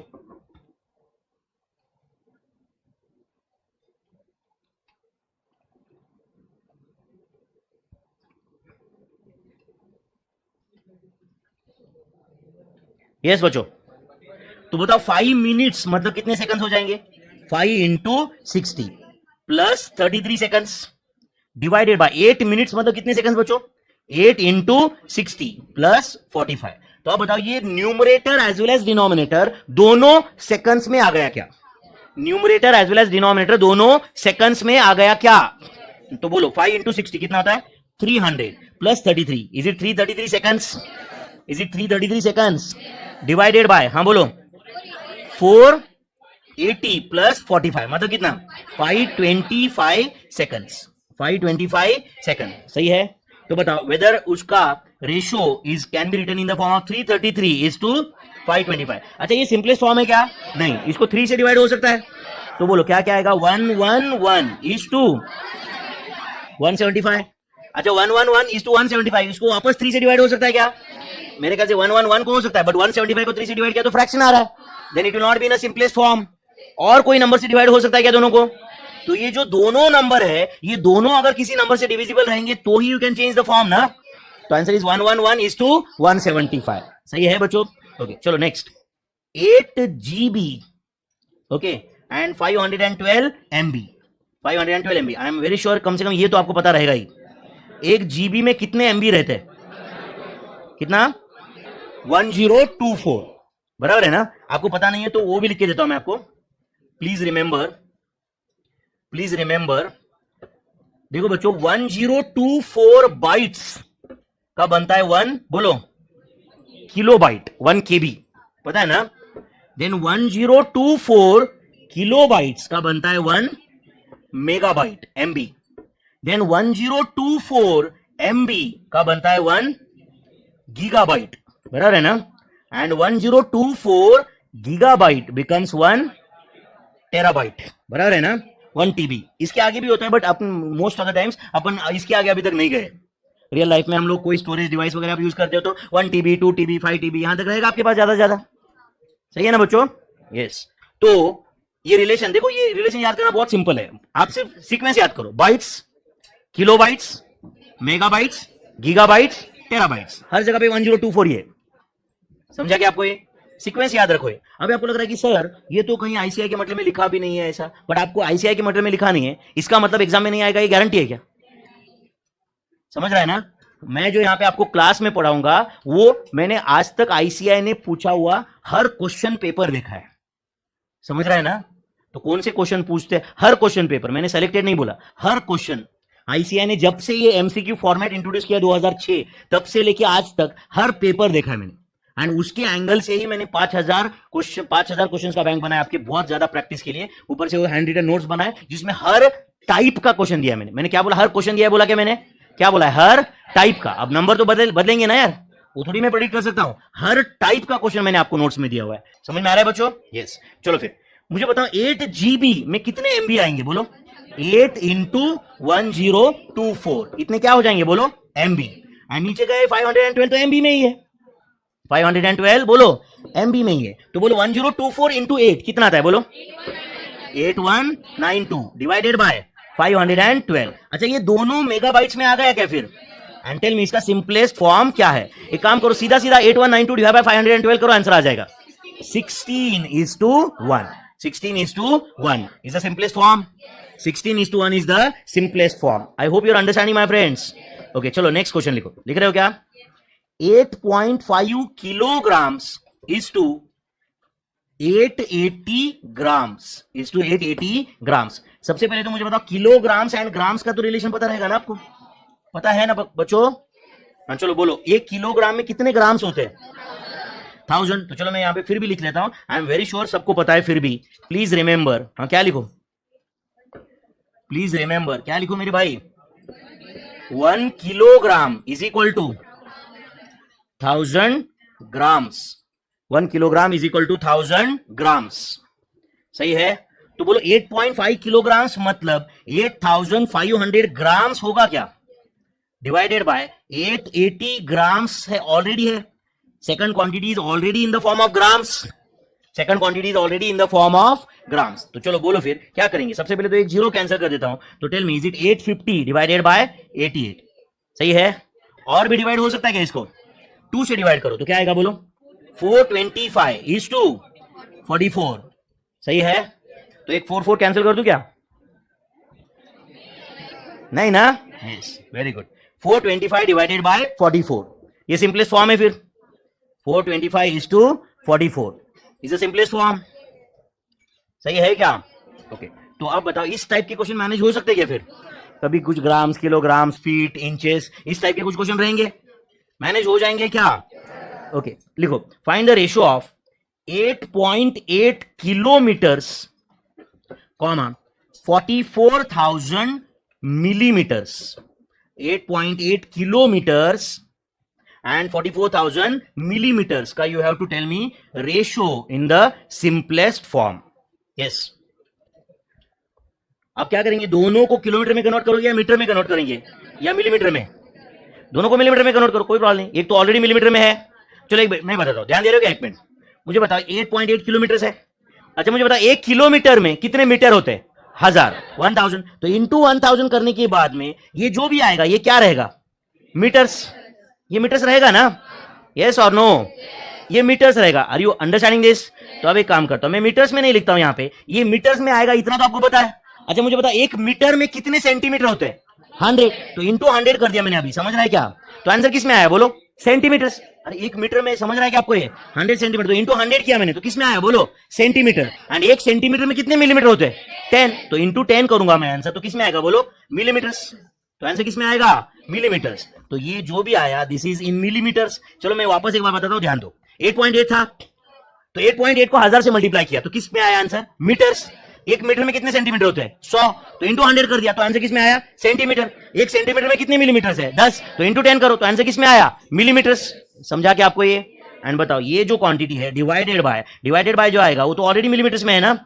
तो टेल मी इज इट 44,000, बोलो, मिलीमीटर्स। तो टेल मी इज इट 88,000,000 इतना आ रहा है क्या, बताओ आप मुझे? Divided by 44,000, divided by 44,000। सही है क्या, बताओ? Tell me whether this 1 2 3 cancel, ये नहीं सब जो भी है कैंसिल करके मुझे फाइनल आंसर बताओ क्या है? अच्छा ये 8 पे कितने जीरो थे? 5 जीरो थे ना, 5 जीरो थे ना बच्चों, 1 2 3 4 5, फाइनल आंसर क्या है 200:1। तो सिंपलेस्ट फॉर्म में आंसर है 200:1, सिंपलेस्ट फॉर्म में आंसर है 200:1। तो आप बताओ इस टाइप के क्वेश्चन आप मैनेज कर सकते हो क्या? अगर कोई आपको दो क्वांटिटीज देगा एंड पूछेगा कि find the ratio in a simplest form, फिर उसमें कभी ग्राम रहेगा, मिलीग्राम रहेगा, किलोग्राम रहेगा, metre, centimetres, right, megabyte, gigabyte, inches, feets, manage कर सकते हो क्या? You have to write the ratio in a simplest form, you have to write the ratio in a simplest form. चलो यहां तक सबको क्लैरिटी है क्या? बता दो सब लोग, पक्का? चलो कल हमने जो पढ़ा था वो भी आपको याद है क्या? क्या पढ़े थे कल हम लोग? रेशो में क्या पढ़े थे? पहले तो what do you mean bye ratio सीखे थे, उसके बाद में रेशो एक्सप्रेस करने के लिए दो प्राइम कंडीशंस क्या है वो बताया था। First term of the ratio is known as antecedent, second term of the ratio is known as consequent, फिर ratio of greater inequality, lesser inequality, ratio of equality, ये बताया था। Simplest form of ratio of equality is always 1:1, याद है क्या आपको? Simplest form of ratio of equality is always 1:1। Okay, अब बताओ बच्चों 4:5 ये एक रेशो है, बराबर है ना? 4:5 ये एक रेशो है, इसमें एंटीसीडेंट क्या है, कॉन्सिक्वेंट क्या है? अगर मैंने एंटीसीडेंट एंड कॉन्सिक्वेंट का पोजीशन इंटरचेंज कर दिया तो ये रेशो क्या बनेगा 5:4। तो अगर 4:5 एक रेशो है राम एंड श्याम के एज का, तो 5:4 क्या रहेगा? श्याम एंड राम के एज का, करेक्ट और नॉट? ए एंड बी का इनकम का रेशो अगर 4:5 है तो बी एंड ए के इनकम का रेशो क्या रहेगा 5:4। तो ये दोनों रेशो के सेम है या अलग अलग है? सेम कैसे मेरे भाई, अलग अलग है ना। ये राम के एंड श्याम का एज का रेशो 4:5 है, तो श्याम एंड राम का एज का रेशो क्या रहेगा 5:4। तो 4:5 एंड 5:4 दोनों इक्वल टू है क्या? नहीं, ये दोनों रेशो अलग है। तो कैन आई से order of terms in a ratio is important, order of terms in a ratio is important. 4:5 को मैं ऐसे ही मूड आया बोल के 5:4 नहीं बोल सकता ना मैं, यस और नो? समझो मेरा और ये लड़की का एज का रेशो 2:1 है, तो मैं ऐसे ही मूड आया तो 1:2 बोल सकता हूं क्या? नहीं, ऑर्डर इज इंपॉर्टेंट। ऑर्डर मतलब सीक्वेंस, की सीक्वेंस में टर्म्स लिखे गए वो इंपॉर्टेंट है या नहीं है? Order of terms in a ratio is important. I hope you're understanding this. तो राइट डाउन वन सेंटेंस, ये टेबल क्लोज कर दो, उसके नीचे लिखो order of terms, order of terms in a ratio is important, order of terms in a ratio is important, order of terms in a ratio is important, correct or not? Just मैं उसके support में ऐसे लिख रहा हूं कि a is to b is different from b is to a, and ये same तभी हो सकता है if it is a ratio of equality, same तभी हो सकता है if it is a ratio of equality। तो a is to b and b is to a same हो सकता है कब? अगर a is to b 5:5 है तो। बट अगर ए एंड बी अलग अलग क्वांटिटी है तो A is to B and B is to A, ये दो तो अलग ही रेशो रहेंगे ना। तो order of terms in a ratio is important, समझा या नहीं? अच्छा बताओ ए इज टू बी में एंटीसीडेंट क्या है? ए, कॉन्सिक्वेंट क्या है? अगर मैंने ये रेशो रिवर्स कर दिया, ओके, तो ये क्या बनेगा बी इज टू ए, उसको बोला जाता है इनवर्स रेशो। क्या बोला जाता है? Inverse ratio. तो what is inverse ratio of A is to B? B is to A. तो इनवर्स रेशो कैसे ऑब्टेन करते हैं हम लोग? by interchanging the position of antecedent and consequent, correct or not? तो अगर मैं ऐसे आपको लिखिए तो सही है क्या? पहले ये बताओ, if we change the position of antecedent and consequent we get inverse ratio, and जो भी inverse ratio रहता है वो पहले रेशो से इक्वल रहता है या अलग रहता है? अलग रहता है। इक्वल रहने का सवाल ही नहीं उठता है यार। 4:5 एंड 5:4 क्या सेम रहने वाला है क्या? बिल्कुल नहीं। मैं कल जाके 4:5 इज इक्वल टू 5:4 लिख सकता हूं क्या? बिल्कुल नहीं। इनवर्स रेशो तो अलग ही रहेगा ना। तो क्या होता है इनवर्स रेशियो? एक बार मुझे थियोरेटिकली बताओ क्या है। If we interchange the position of antecedent and consequent we get inverse ratio. Write down, if we interchange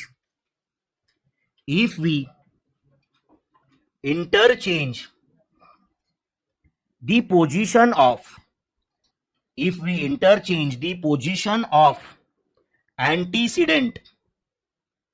antecedent and consequent, if we interchange the position of antecedent and consequent, comma, we get, बोलो, we get inverse ratio. If we interchange the position of antecedent and consequent we get inverse ratio.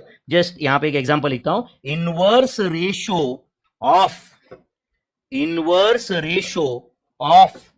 5:7 is, बोलो, 7:5 and यहां पे मैं और एक बार आपको request करके लिखता हूं, प्लीज रिमेंबर, क्या याद रखेंगे बोलो? Please remember 5:7 is not equal to 7:5। ये एक अलग रेशो है, समझ आया क्या आपको? इनवर्स एक प्रॉपर्टी अप्लाई करने के बाद जो आ रहा है वो रेशो है। कई बार को लगता है कि हाँ 5:7 इज इक्वल टू 7:5, ऐसा नहीं होता है। Are you getting this? P/Q and Q/P ये दो अलग रेशोज है। I hope you are getting my friends. तो इनवर्स रेशो ऑफ 5:7 इज 7:5। तो please remember 5:7 is not equal to 7:5। अच्छा मेरे क्वेश्चन का आंसर दो सब लोग। What is the inverse ratio of A/B? A/B समझा क्या आपको? इनवर्स रेशो ऑफ A/B, तो समझा क्या? तो मैंने A/B का इनवर्स किया, क्या आया? B/A। उसका इनवर्स किया A/B। समझ में आ रहा है क्या आपको? तो what is inverse ratio of P/Q? लिखो एक sentence, inverse ratio of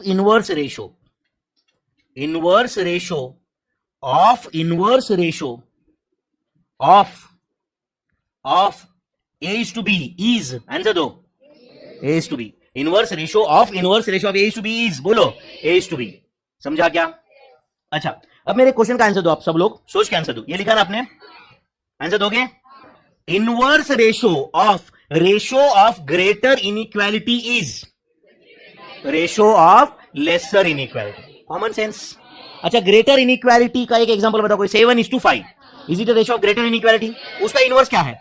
5:7, ratio of lesser inequality. ठीक है ना बच्चों? ओके तो चलो, what do you mean bye inverse ratio? समझा क्या आपको? Inverse ratio of A/B is A/B, मतलब किसी रेशो का इनवर्स कर दिया, वापस आंसर का इनवर्स कर दिया, तो you will get back the original ratio. What is inverse ratio of greater inequality? Ratio of lesser inequality. लिखो इनवर्स रेशो ऑफ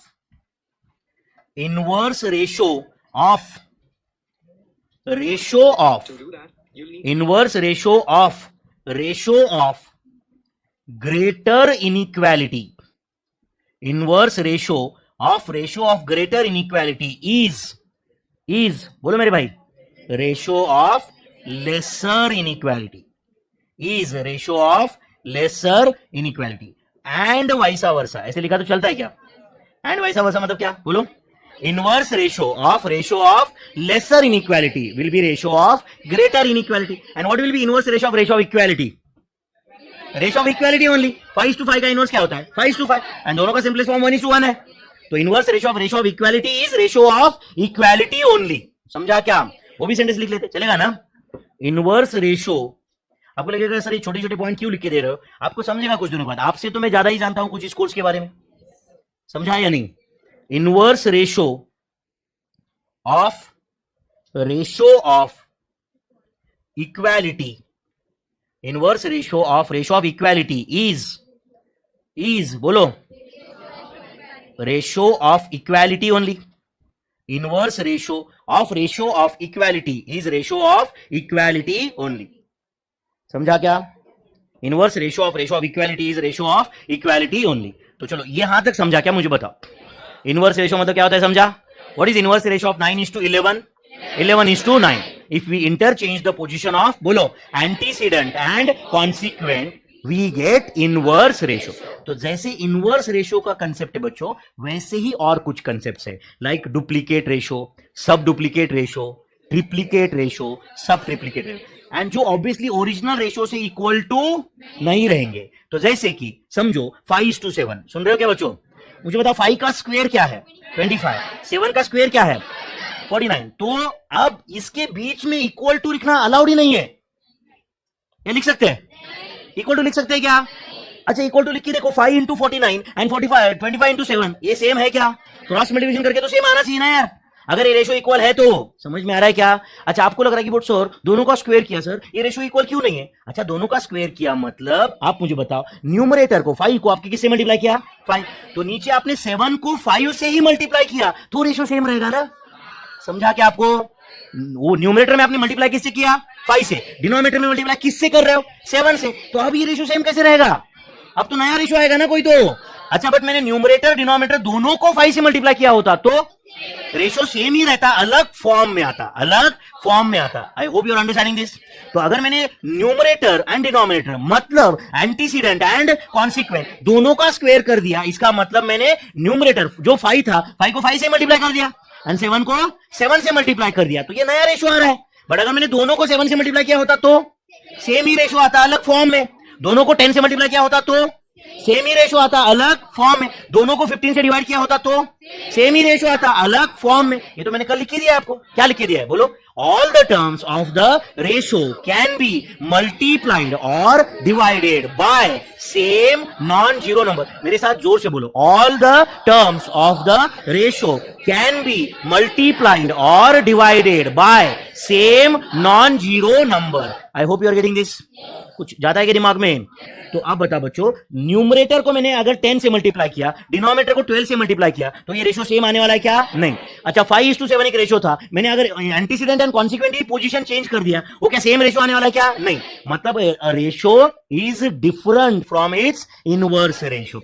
वैसे ही ratio is going to be different from its duplicate ratio. तो अब मैं बताऊंगा आपको what do you mean by duplicate ratio. आप जानते रहोगे, वैसे मैंने ऑलरेडी थोड़ा बहुत हिंट तो दे ही दिया है। तो राइट डाउन डुप्लीकेट रेशो। क्या लिख रहे हैं बच्चों? Duplicate ratio. What is duplicate ratio लिखेंगे बच्चों। क्या होता है डुप्लीकेट रेशो? आपको पता है तो बता दो। A:B का डुप्लीकेट रेशो क्या होता है? A²:B²। अच्छा, A:B एंड A²:B² सेम रहता है क्या? नहीं। ये अलग रेशो है या सेम रेशो है? अलग रेशो है। समझ आया क्या? अच्छा बताओ, A:B में A को मैंने A से मल्टीप्लाई किया एंड B को भी, चलो A को B से मल्टीप्लाई किया एंड B को भी B से मल्टीप्लाई किया, तो अब ये रेशो सेम है क्या? यस। बड़ा बताओ, ये क्या है? AB:B²। AB:B²। बट अगर मैंने A²:B² कर दिया तो ये तो अलग रेशो है ना। मतलब न्यूमरेटर को A से मल्टीप्लाई हुआ, डिनोमिनेटर को B से मल्टीप्लाई हुआ। तो राइट डाउन डुप्लीकेट रेशो का क्या मतलब होता है। लिख रहे हो ना बच्चों? ओके, लिख रहे हो क्या? Ratio of squares of all the terms. Squares of बोलो, all the terms. Ratio of squares of all the terms is known as बोलो मेरे भाई, duplicate ratio. Ratio of squares of all the terms is known as बोलो duplicate ratio. Ratio of squares of all the terms is known as duplicate ratio. उसके नीचे लिखो duplicate ratio, duplicate ratio of A:B is. एक minute ध्यान दो बच्चों, मैं कैसे लिख रहा हूं देखो। डुप्लीकेट रेशो ऑफ A:B, मैंने फिलहाल तो सामने A:B लिखा है। अब मैं A को A से मल्टीप्लाई कर रहा हूं एंड B को बोलो B से मल्टीप्लाई कर रहा हूं। इससे ये भी क्लियर हो रहा है कि न्यूमरेटर एंड डिनोमिनेटर को मैंने सेम क्वांटिटी से मल्टीप्लाई नहीं किया, दो अलग अलग क्वांटिटी से मल्टीप्लाई किया है। इसका मतलब A:B is different from A²:B², is different from A²:B²। I hope you are understanding this. Next लिखो duplicate ratio of 7:9 is, answer दो, 49:81। तो 7:9 एंड 49:81 सेम रेशो है क्या? नहीं है। तो what do you mean by duplicate ratio, समझा क्या? बताओ what do you mean by duplicate ratio, समझा क्या? बाद में कभी क्वेश्चन सॉल्व करते हो आया तो आपको ये समझना चाहिए। डुप्लीकेट रेशो समझा? तो डुप्लीकेट के साथ में ऐसे ही कुछ और 2-3 कंसेप्ट में बता दे तो आपको बहुत फास्ट कंप्लीट हो जाएगा। ध्यान दे रहे हो क्या? Duplicate ratio of A:B is A²:B²। मतलब दोनों टर्म का क्या किया? स्क्वायर। ट्रिप्लीकेट मतलब दोनों का क्यूब। तो A:B का ट्रिप्लीकेट क्या होगा? A⁴:B3। जैसे डुप्लीकेट रेशो ऑफ स्क्वायर था, तो A:B का डुप्लीकेट रेशो क्या है? A²:B²। तो A²:B² का sub duplicate ratio is A:B। समझा क्या मैं क्या बोल रहा हूं? तो what is duplicate ratio of A:B? Answer दो। A:B का डुप्लीकेट A²:B²। A²:B² का सब डुप्लीकेट।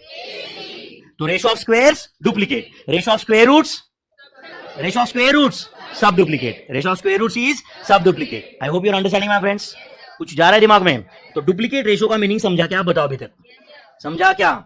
उसके बाद लिखो ट्रिप्लीकेट रेशो। लिख रहे हो क्या? क्या लिख रहे हो? Triplicate ratio. ट्रिप्लीकेट रेशो के सामने क्या एक्सप्लेनेशन लिखो आप ही बताओ। Ratio of cubes of all the terms. Ratio of cubes of all the terms. अब कुछ लोगों को लगेगा कि नहीं सर इसमें तो मैं मास्टरी कर चुका हूं, मैं क्यों लिख के लूं? तो गलती कर रहे हो आप। समझ रहे क्या? नवंबर में आपको नहीं लगेगा कि एग्जाम के पहले कि आपने इसमें मास्टरी किया है, क्योंकि तब तक 4 सब्जेक्ट कंप्लीट हो जाएंगे, दुनिया भर का सिलेबस तुम्हारे दिमाग में बॉम्बार्ड हो जाएगा। समझ आया क्या?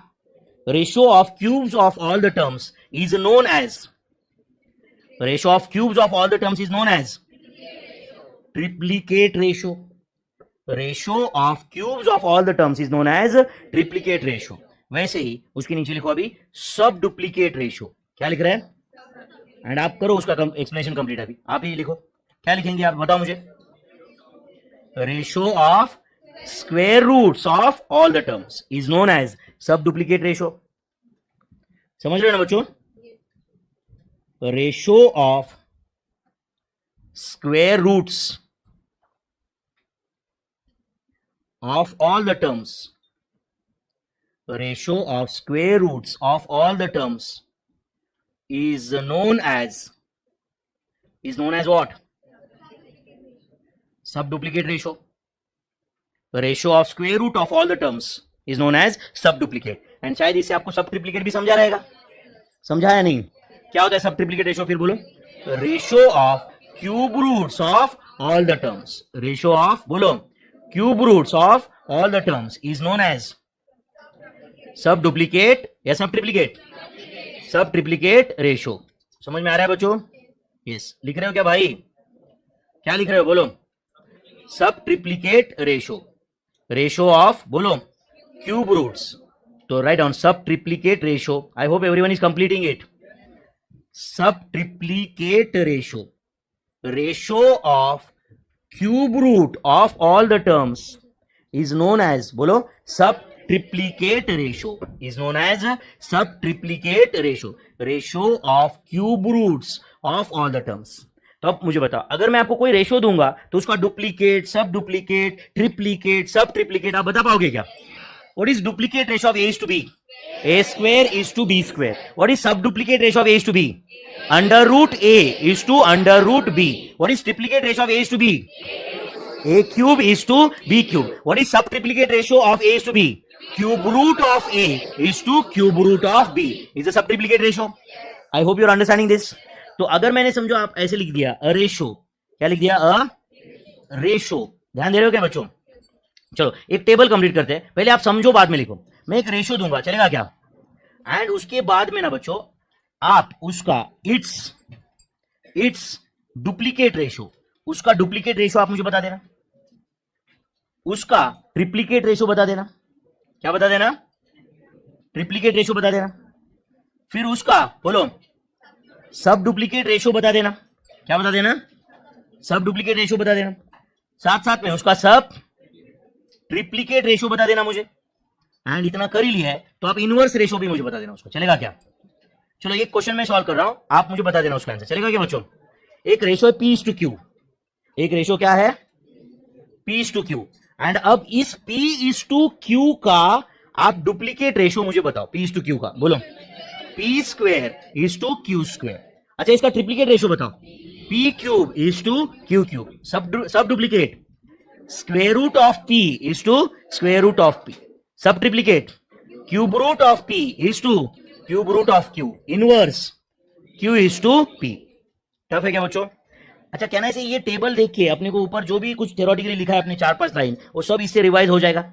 ऐसा मुझे तो लगता है. आपको भी लग रहा है कैसे? ये टेबल देख के सब रिवाइज हो जाएगा ऐसा लगता है क्या? तो मैं और कुछ 4-5 क्वेश्चन आगे दूंगा, उसका आंसर आप लिखेंगे. चलेगा बच्चों? एक रेशियो में दे रहा हूं, उसका डुप्लीकेट, सब डुप्लीकेट, ट्रिप्लीकेट, सब ट्रिप्लीकेट, ये सब आप फाइंड करेंगे. चलेगा बच्चों? नोटबुक है ना सबके पास? नहीं है?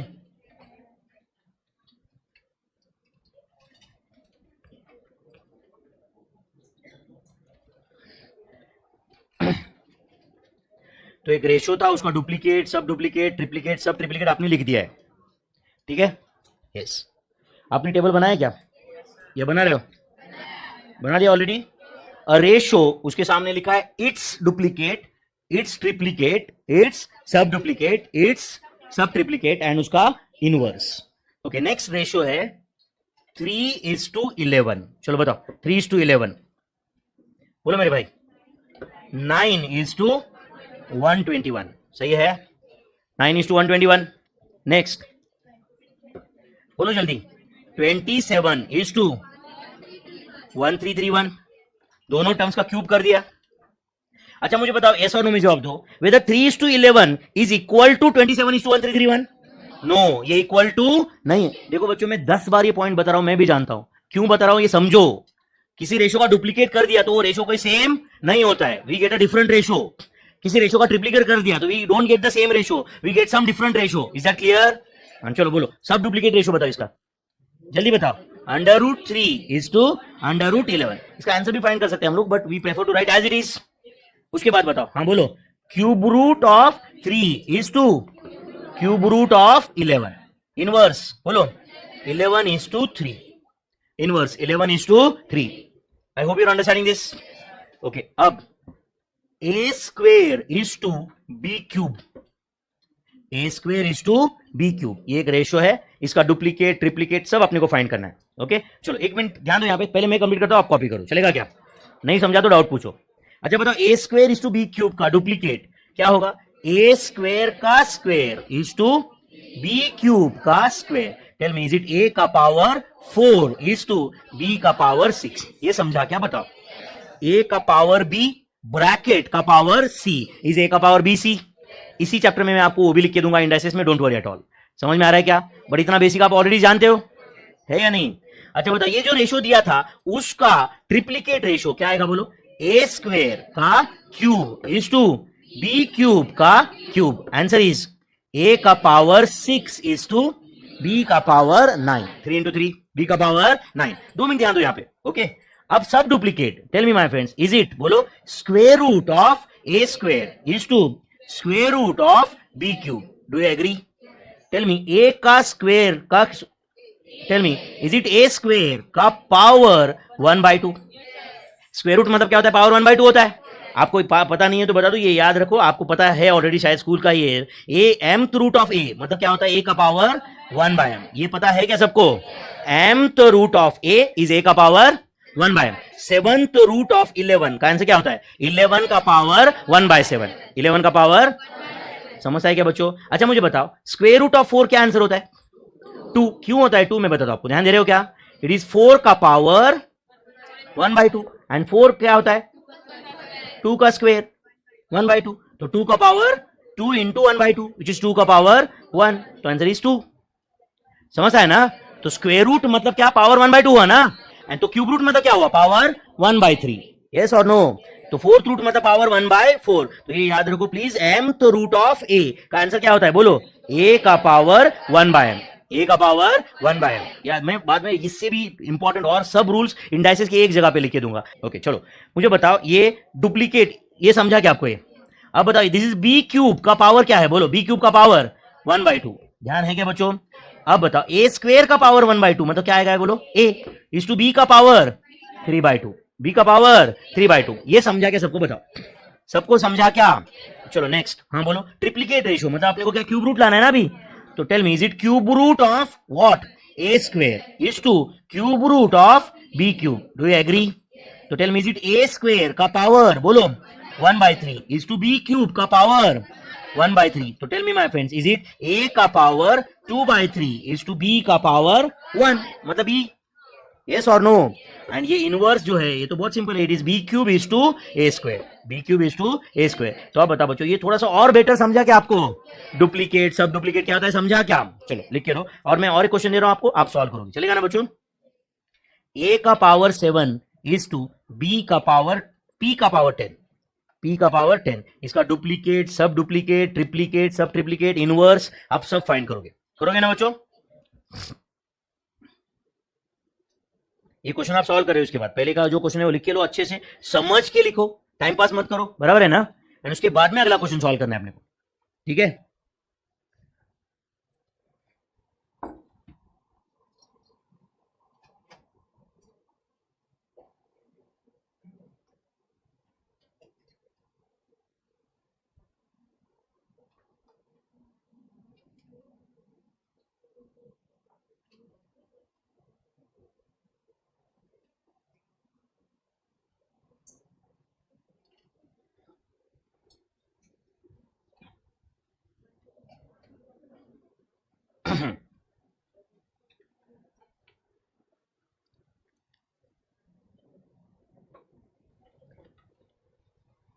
ओके देखो बच्चों, मैंने बोला था आपको ए टू बी, यहाँ पे ऑनलाइन डाउट है कि सर 3 टर्म रहा तो एंटीसीडेंट कौन सा, कॉन्सिक्वेंट कौन सा। तो 3 टर्म भी रहे तो एट ए टाइम कंपैरिजन 2 का ही होता है ना।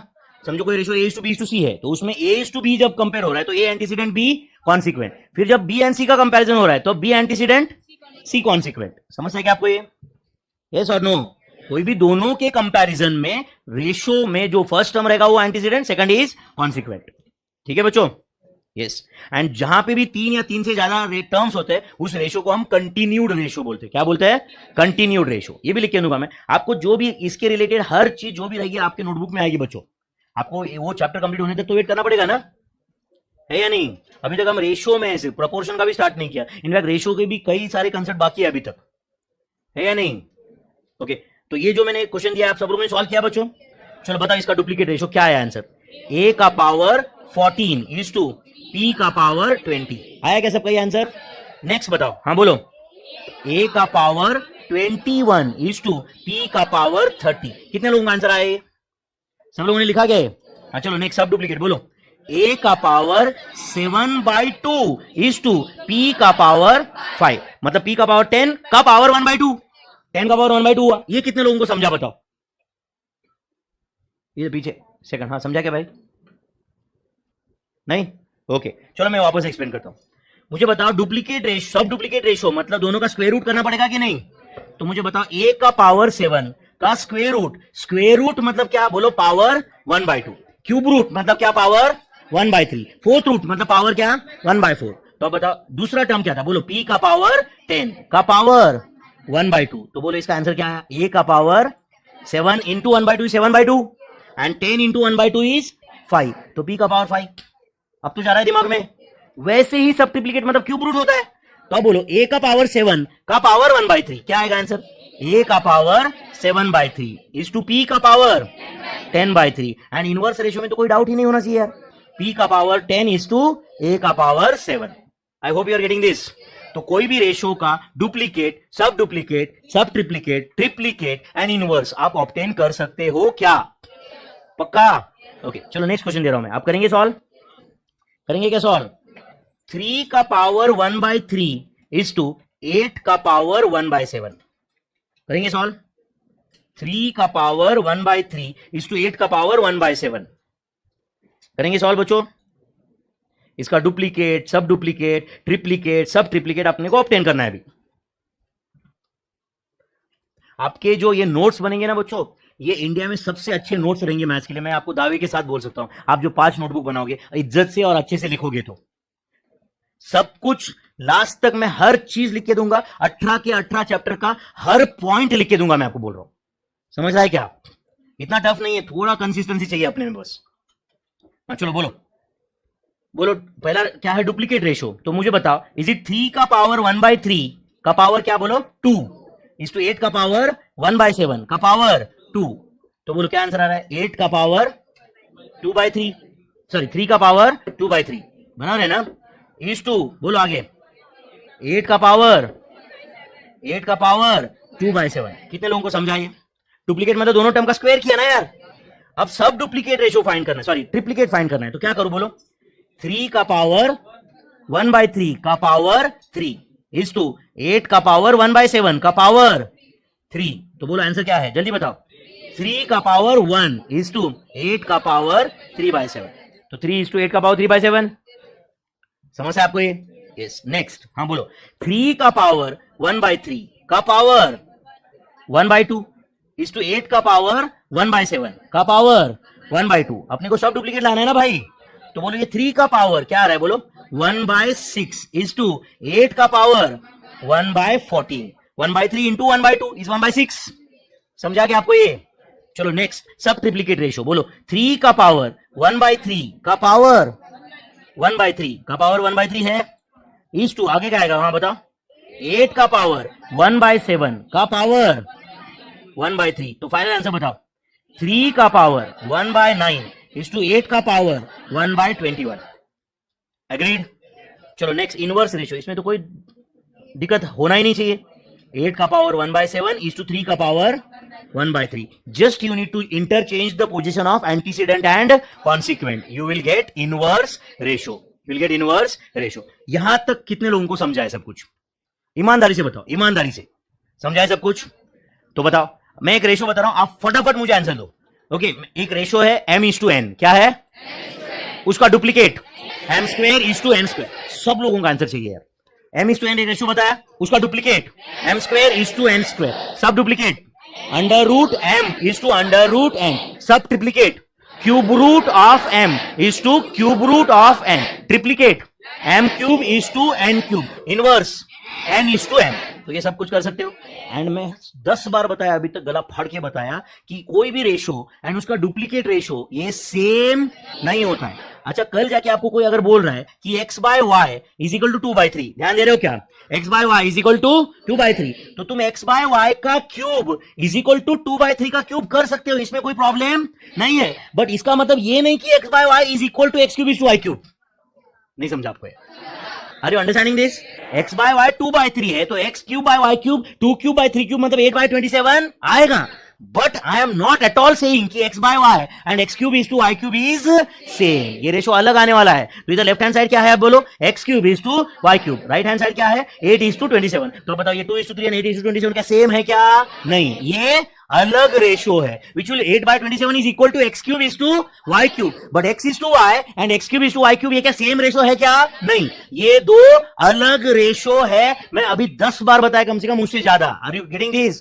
कोई भी रेशो का duplicate ratio, triplicate ratio, sub duplicate, sub triplicate, inverse, ये एक ऑल टुगेदर अलग रेशो होता है, अलग रेशो होता है। That is not equal to a:b। Is that clear my friends?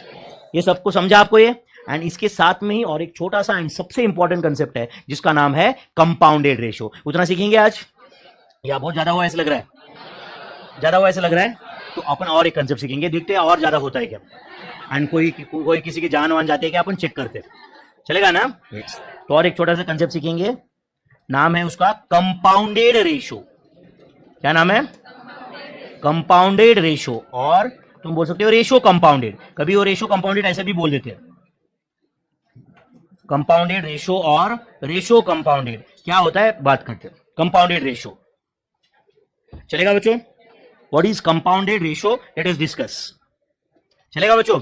एक और 10-15 मिनट कंटिन्यू करते हैं, बस हो गया लेक्चर आज का। उसके बाद में तुम फ्री हो, पूरा दिन भर नाचते बैठोगे, चलेगा ना? यस। ओके, कंपाउंडेड रेशो और रेशो कंपाउंडेड, ध्यान है इधर? कंपाउंडेड रेशो और रेशो कंपाउंडेड। ओके, कुछ मत लिखो, सिर्फ ध्यान दो यहाँ पे, कुछ मत लिखो, सिर्फ ध्यान दो यहाँ पे। कंपाउंडेड रेशो आज के लिए लास्ट क्वेश्चन है, लास्ट कंसेप्ट है, ध्यान दो यहाँ पे, ध्यान दे रहे हो यहाँ पे? Compounded ratio of 2:3, x/y, m/n, p/q, e/f is 2x/m/p/e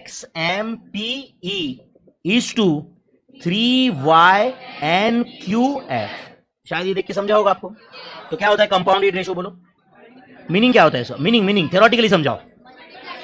product of all antecedents is to product of all consequent. तो compounded ratio is equal to, मैं ऐसे लिखा तो चलेगा क्या, बताओ? प्रोडक्ट ऑफ ऑल एंटीसीडेंट, जितने भी रेशो दिए 1, 2, 4, 5, 6 whatever, product of all antecedents is to, बोलो, product of all consequence. Product of all consequence, ये जो भी आएगा उसको हम क्या बोलते हैं, बोलो? Compounded ratio. इसको क्या बोलते हैं हम लोग? Compounded ratio. तो compounded ratio is product of all antecedents is to product of all consequence. लिख लो, इतना एक्सप्लेनेशन से समझेगा क्या आपको? लिखो, compounded ratio of 2:3, x/y, m/n, p/q and e/f is 2x/m/p/e is to 3y/n/q/f। बराबर है बच्चों? तो ये 2x/m/p/e ये क्या था? ये क्या था? Product of all antecedents. क्या था? Product of all antecedent. And 3y/n/q/f ये क्या है? Product of all consequence. तो product of all antecedents is to product of all consequence is known as compounded ratio, is known as compounded ratio. Product of all antecedents is to product of all consequence is known as compounded ratio. सबको समझा बच्चों बहुत अच्छे से? Yes और no? Okay, एक question लिखता हूं नीचे, आप सॉल्व करोगे, चलेगा क्या? मैंने बोला लास्ट कंसेप्ट बोला था मैंने, find ratio compounded of, find ratio compounded of 3:7, 8:3, 5:11, 22:5, 14:17, 14:17। कितने रेशो मैंने दिए बच्चों आपको? 5। एंड इसका कंपाउंडेड रेशो फाइंड करना है। बट ऑब्वियसली हम पे एक बाय डिफॉल्ट चीज रिस्ट्रिक्टेड है, वो है कि जनरली हम आंसर जो है वो सिंपलेस्ट फॉर्म में बताना चाहिए अपन ने। किस फॉर्म में बताना चाहिए? सिंपलेस्ट फॉर्म में। ध्यान दे रहे बच्चों? और इसके बाद में बहुत ज्यादा हुआ तो 2 क्वेश्चन लूंगा मैं, उतना ध्यान दे सकते हैं आप? या रिक्वेस्ट करो हाथ जोड़ के? आप बोलोगे तो बोलो भाई, मुझे में कोई ईगो नहीं है, आपने पैसा दिया है मुझे, आपके बेसिस पे घर चल रहा है, तो मुझे हाथ जोड़ने में क्या प्रॉब्लम है भाई, है कि नहीं? बोलो क्या, हाथ जोड़ के बोल देता लगे तो? बच्चों प्लीज अपन सॉल्व करते करके बोलो आप, कोई प्रॉब्लम नहीं अपने को। क्या यार, मैं मतलब मेरा जस्ट 41 एज है, आप तो बड़े हो, 17 साल के हो, है कि नहीं? आप कस्टमर हो, कंज्यूमर हो, स्टूडेंट हो, किंग हो आप, है ना? Yes. Find ratio compounded of, क्या हो बेटा? लास्ट वाला दिख नहीं रहा है क्या? अच्छा अच्छा, उधर दिख, अभी अभी ठीक है ना? Find ratio compounded of, find ratio compounded of 3:7, 8:3, 5:11, 22:5 and 14:17 का ratio compounded. Yes, ratio compounded या कंपाउंडेड रेशियो क्या होता है? अब मुझे बताओ बच्चों, can you give me product of all antecedents? क्या है बोलो?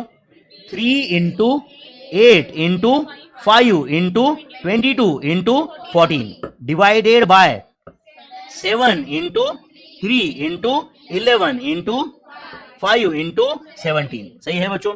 अच्छा ये प्रोडक्ट करो, बाद में सिंप्लीफाइड वर्जन लाओ, इससे अच्छा अभी कुछ कैंसलेशन कर सकते हैं ना हम लोग। तो इसमें मैं क्या कर सकता हूं, आप मुझे कुछ गाइड कर रहे हो क्या? बोलो। सबसे पहले तो 3 कैंसल, 5 कैंसल, अच्छा 11 2 7 2 14। अब और कुछ कैंसिल होता है क्या बताओ? तो न्यूमरेटर में क्या आया बताओ? 8 × 2 × 2 आंसर 32 डिवाइडेड बाय 17। तो tell me whether simplest form of the answer is 32:17? Is it 32:17? 32:17 is the simplest form of the compounded ratio. I hope you are getting this. तो क्या होता है compounded ratio? और एक बार बताओ मुझे। Product of all antecedents is to product of all consequents is the compounded ratio. Product of all antecedents is to product of all consequents. ये सबको समझा क्या बताओ? समझा? yes, मैं आपको बोला था कि इसके बारे में मैं 2 ही क्वेश्चन लूंगा सिर्फ, तो ये समझ रहा है क्या? तो अभी जो 2 क्वेश्चन में लेने वाला उसमें से और एक क्वेश्चन दे दो अभी। अच्छा ये सबको समझा के बताओ। अच्छा किसी ने ऐसा भी किया रह सकता है, इस डायरेक्ट प्रोडक्ट किया रहेगा, फिर नीचे प्रोडक्ट किया रहेगा, फिर वापस आप वही झमेला करते बैठे ना, 3 से डिवाइड करो दोनों को, 5 से डिवाइड करो, उससे अच्छा डायरेक्ट कैंसिल हो रहा था ना वो।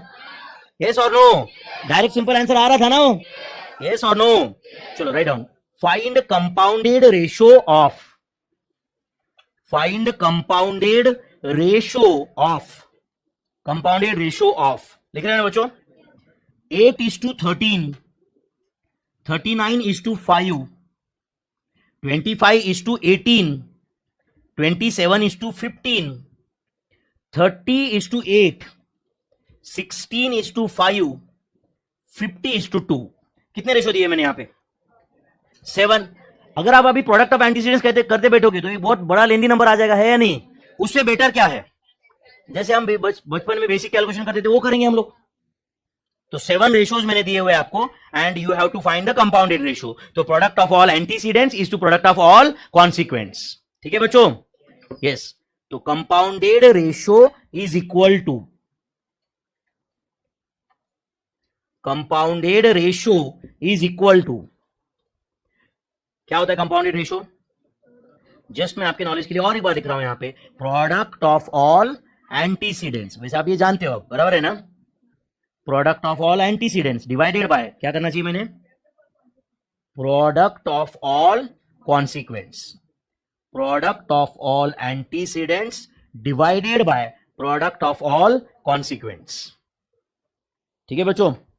बताओ प्रोडक्ट ऑफ ऑल एंटीसीडेंट्स बताओ मुझे।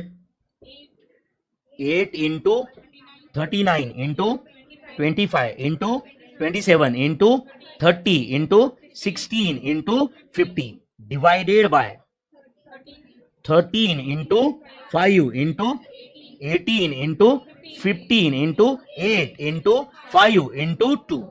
Product of all antecedents is to product of all consequents. Yes. अब इसका सिंपलेस्ट फॉर्म जितना ज्यादा सिंप्लीफाई कर सकते हो उतना करो, मतलब ही सिंपलेस्ट फॉर्म आएगा. क्या आएगा? Simplest form. सही है? यस. फाइनल आंसर क्या है? 3600 is to 1. अरे श्योर? 3600 is to 1. कितने लोगों का आंसर है ये? ओके, करो, बाकी लोग भी सॉल्व करो. 3600 is to 1 ऐसा आंसर दे रहे बहुत सारे लोग, बट फिर भी आप सब लोग सॉल्व करो बच्चों पहले. Yes, very good. जो लोग ऑनलाइन अटेंड कर रहे हैं उनमें भी बहुत सारे लोगों ने आंसर दिया है.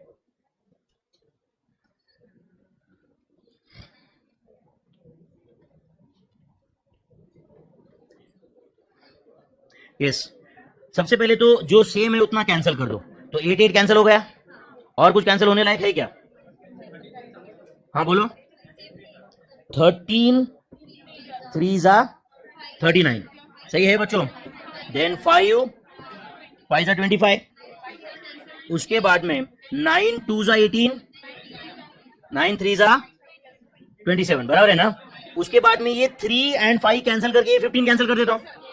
चलेगा क्या बच्चों? उसके बाद में ये 2 into 5 कितना आता है? 10. एंड 10 3 जा 30. सही है क्या? उसके बाद में ये 2 कट करके इसको मैं 25 कर देता हूं. चलेगा क्या? अब बताओ न्यूमरेटर में जो भी बचा हो मुझे बताओ क्या क्या बचा. 3 into 3 into 16 into 25. हो सकता है कि आपका कैलकुलेशन करने का तरीका थोड़ा सा अलग हो, बट आंसर यही रहेगा. डिनोमिनेटर में कुछ बचा ही नहीं है, तो क्या आंसर है फाइनल बोलो? 3600 divided by 1. तो answer is 3600 divided by 1. This is the compounded ratio. This is the compounded ratio. I hope you are getting this. तो क्या होता है compounded ratio बोलो? Product of all antecedents is to product of all consequents is the compounded ratio. Product of all antecedents is to product of all consequents is the compounded ratio. I hope this is clear to everyone. Yes. चलो फिर आज का last question. मैंने last 2 बोला था उसमें से एक हो गया ना? हाँ. नहीं, इसके ये क्वेश्चन के बाद में मैं बोला था 2 क्वेश्चन और लेंगे. कुछ भी आप चीटिंग मत करो, है ना बच्चों? यस. चलो फिर आज का लास्ट क्वेश्चन. चलेगा बच्चों? यस. Write down. आज का लास्ट क्वेश्चन बच्चों. आपने तो खुश होना चाहिए ना अभी. अच्छा, बहुत बोर होता है कि मेरे लेक्चर में? अगर बोर होता है तो भी मेरे ख्याल से अभी आपको करना तो पड़ेगा ही, है ना? बराबर है ना?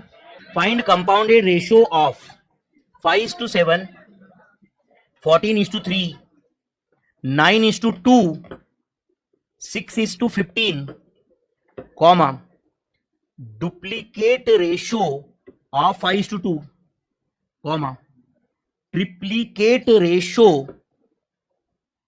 of 4:5, comma, subduplicate ratio of 25:49, comma, subtriplicate ratio of 343:64, comma, inverse ratio of 2:9, comma, duplicate ratio of 3:2. बस आज का लास्ट क्वेश्चन. इसका कंपाउंडेड रेशियो आपको फाइंड करना है बच्चों. आपने बोला था लास्ट क्वेश्चन, मैंने बोल दिया लास्ट क्वेश्चन खत्म. क्या हो गया? अच्छा, सॉल्व नहीं करना है? करेंगे ना? Yes. Find compounded ratio of this. Find compounded ratio. Okay. 5:7 मैंने कुछ रेशियोज दिए हुए हैं, इन सबका कंपाउंडेड रेशियो फाइंड करना है. आप क्वेश्चन लिख रहे हो क्या?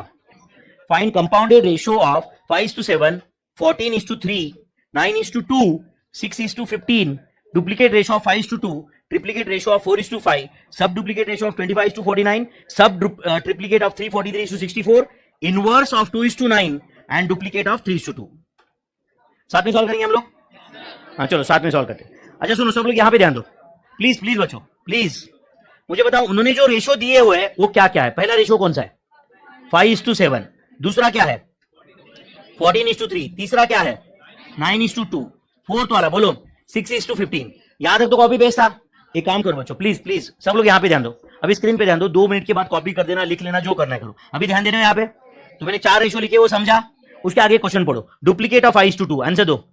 25:4। यहां तक सबको समझा क्या? उसके बाद ट्रिप्लीकेट ऑफ 4:5 आंसर दो। 64:125। सब डुप्लीकेट ऑफ 25:49 5:7। सब ट्रिप्लीकेट ऑफ 343:7:4। देखो 343 का क्यूब रूट 7 है। 7 इंटू 7 इंटू 7 करो 343 है या नहीं?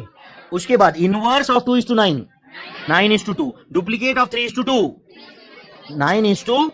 डुप्लीकेट मतलब स्क्वायर ना। डुप्लीकेट ऑफ 3:2 9:4 है या नहीं? तो टोटल 1 2 3 4 5 6 7 8 9 10 रेशो है बच्चों यहाँ पे।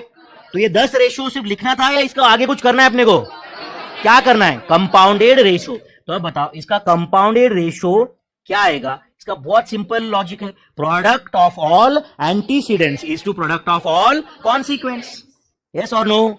अच्छा कितने रेशोज है यहाँ पे? 10। अच्छा वो 10 रेशो में से पहले 4 तो डायरेक्ट दिए थे आपको, अगले 6 के लिए हमने कुछ कॉन्सेप्ट यूज किया था। अच्छा ये कॉन्सेप्ट आपको सिखाए थे क्या? डुप्लीकेट, सब डुप्लीकेट, ट्रिप्लीकेट, सब ट्रिप्लीकेट सिखाए थे या नहीं थे? यस। तो क्या ना से सुनो पिछले 1 घंटे से हम जो सीख रहे हैं एक सिंगल क्वेश्चन से रिवाइज हो सकता है? पिछले घंटे भर से अपन जो भी सीख रहे हैं इस क्वेश्चन में सब कुछ रिवाइज हो जाता है कि नहीं? डुप्लीकेट क्या है, सब डुप्लीकेट क्या है, ट्रिप्लीकेट क्या है, सब ट्रिप्लीकेट क्या है, कंपाउंडेड क्या है, इनवर्स क्या है, एक ही क्वेश्चन में आ रहा है इधर। यस और no? Find the compounded ratio. ये क्वेश्चन आप रिवाइज कर दिए, मतलब अपना पिछला 1 घंटे का सब कुछ रिवाइज हो रहा है कि नहीं से? चलो फिर बताओ प्रोडक्ट ऑफ ऑल एंटीसीडेंट। अच्छा हम एक्चुअल में प्रोडक्ट करेंगे या लिखूं अभी मैं? एक एक करके लिखो। एक्चुअल प्रोडक्ट करेंगे तो बहुत बड़ा नंबर आएगा, बाद में उसको और सिंप्लीफाई करने के लिए 5 कैंसिल 3 कैंसिल वही करने वाले हैं ना। इससे बेटर है मैं एज इट इज लिखता हूं। चलो बोलो जल्दी बताओ।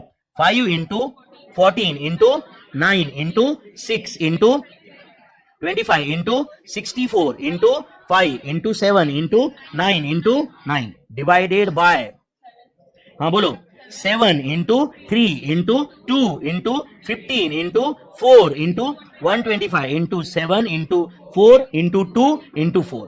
अब जो कैंसलेशन हो सकता है उतना कर लो, बचा हुआ आंसर लिख दो। यस हाँ बोलो 243:1। अरे श्योर 243:1 आंसर आ रहा है? सब लोगों का आंसर है ये? कितने लोगों का आंसर है 243:1? ओके करो, बाकी लोग भी सॉल्व करो।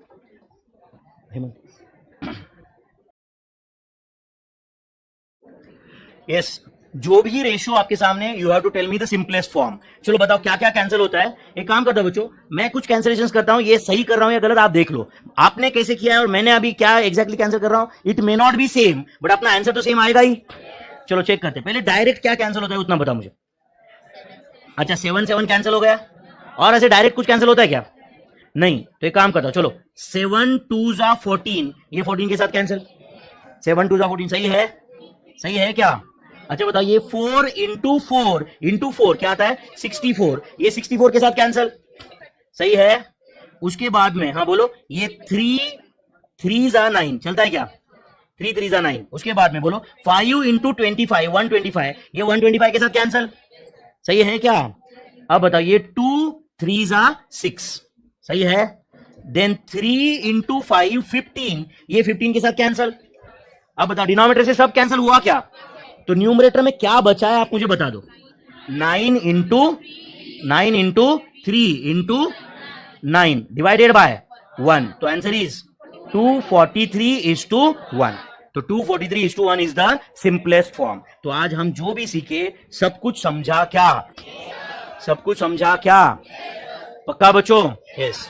गुरुकुल के स्टूडेंट के लिए अनाउंसमेंट है ना, जो लोग गुरुकुल से यहाँ पे आए हुए हैं उनका अकाउंट्स का लेक्चर के बाद लंच होगा ना, या खत्म हो गया? अकाउंट्स का लेक्चर हो गया होगा और उसके बाद लंच रहेगा, ठीक है ना बच्चों? यस। तो अभी मेरे ख्याल से कुछ अनाउंसमेंट्स आएंगे, कुछ सर वगैरह आ रहे हैं, तो आप तब तक एक दूसरे से बात करना है कर सकते हो, ठीक है? अच्छा यहाँ पे आज मैंने जो सिखाया आपको सब समझा बच्चों? यस। चलो थैंक यू वेरी मच बच्चों।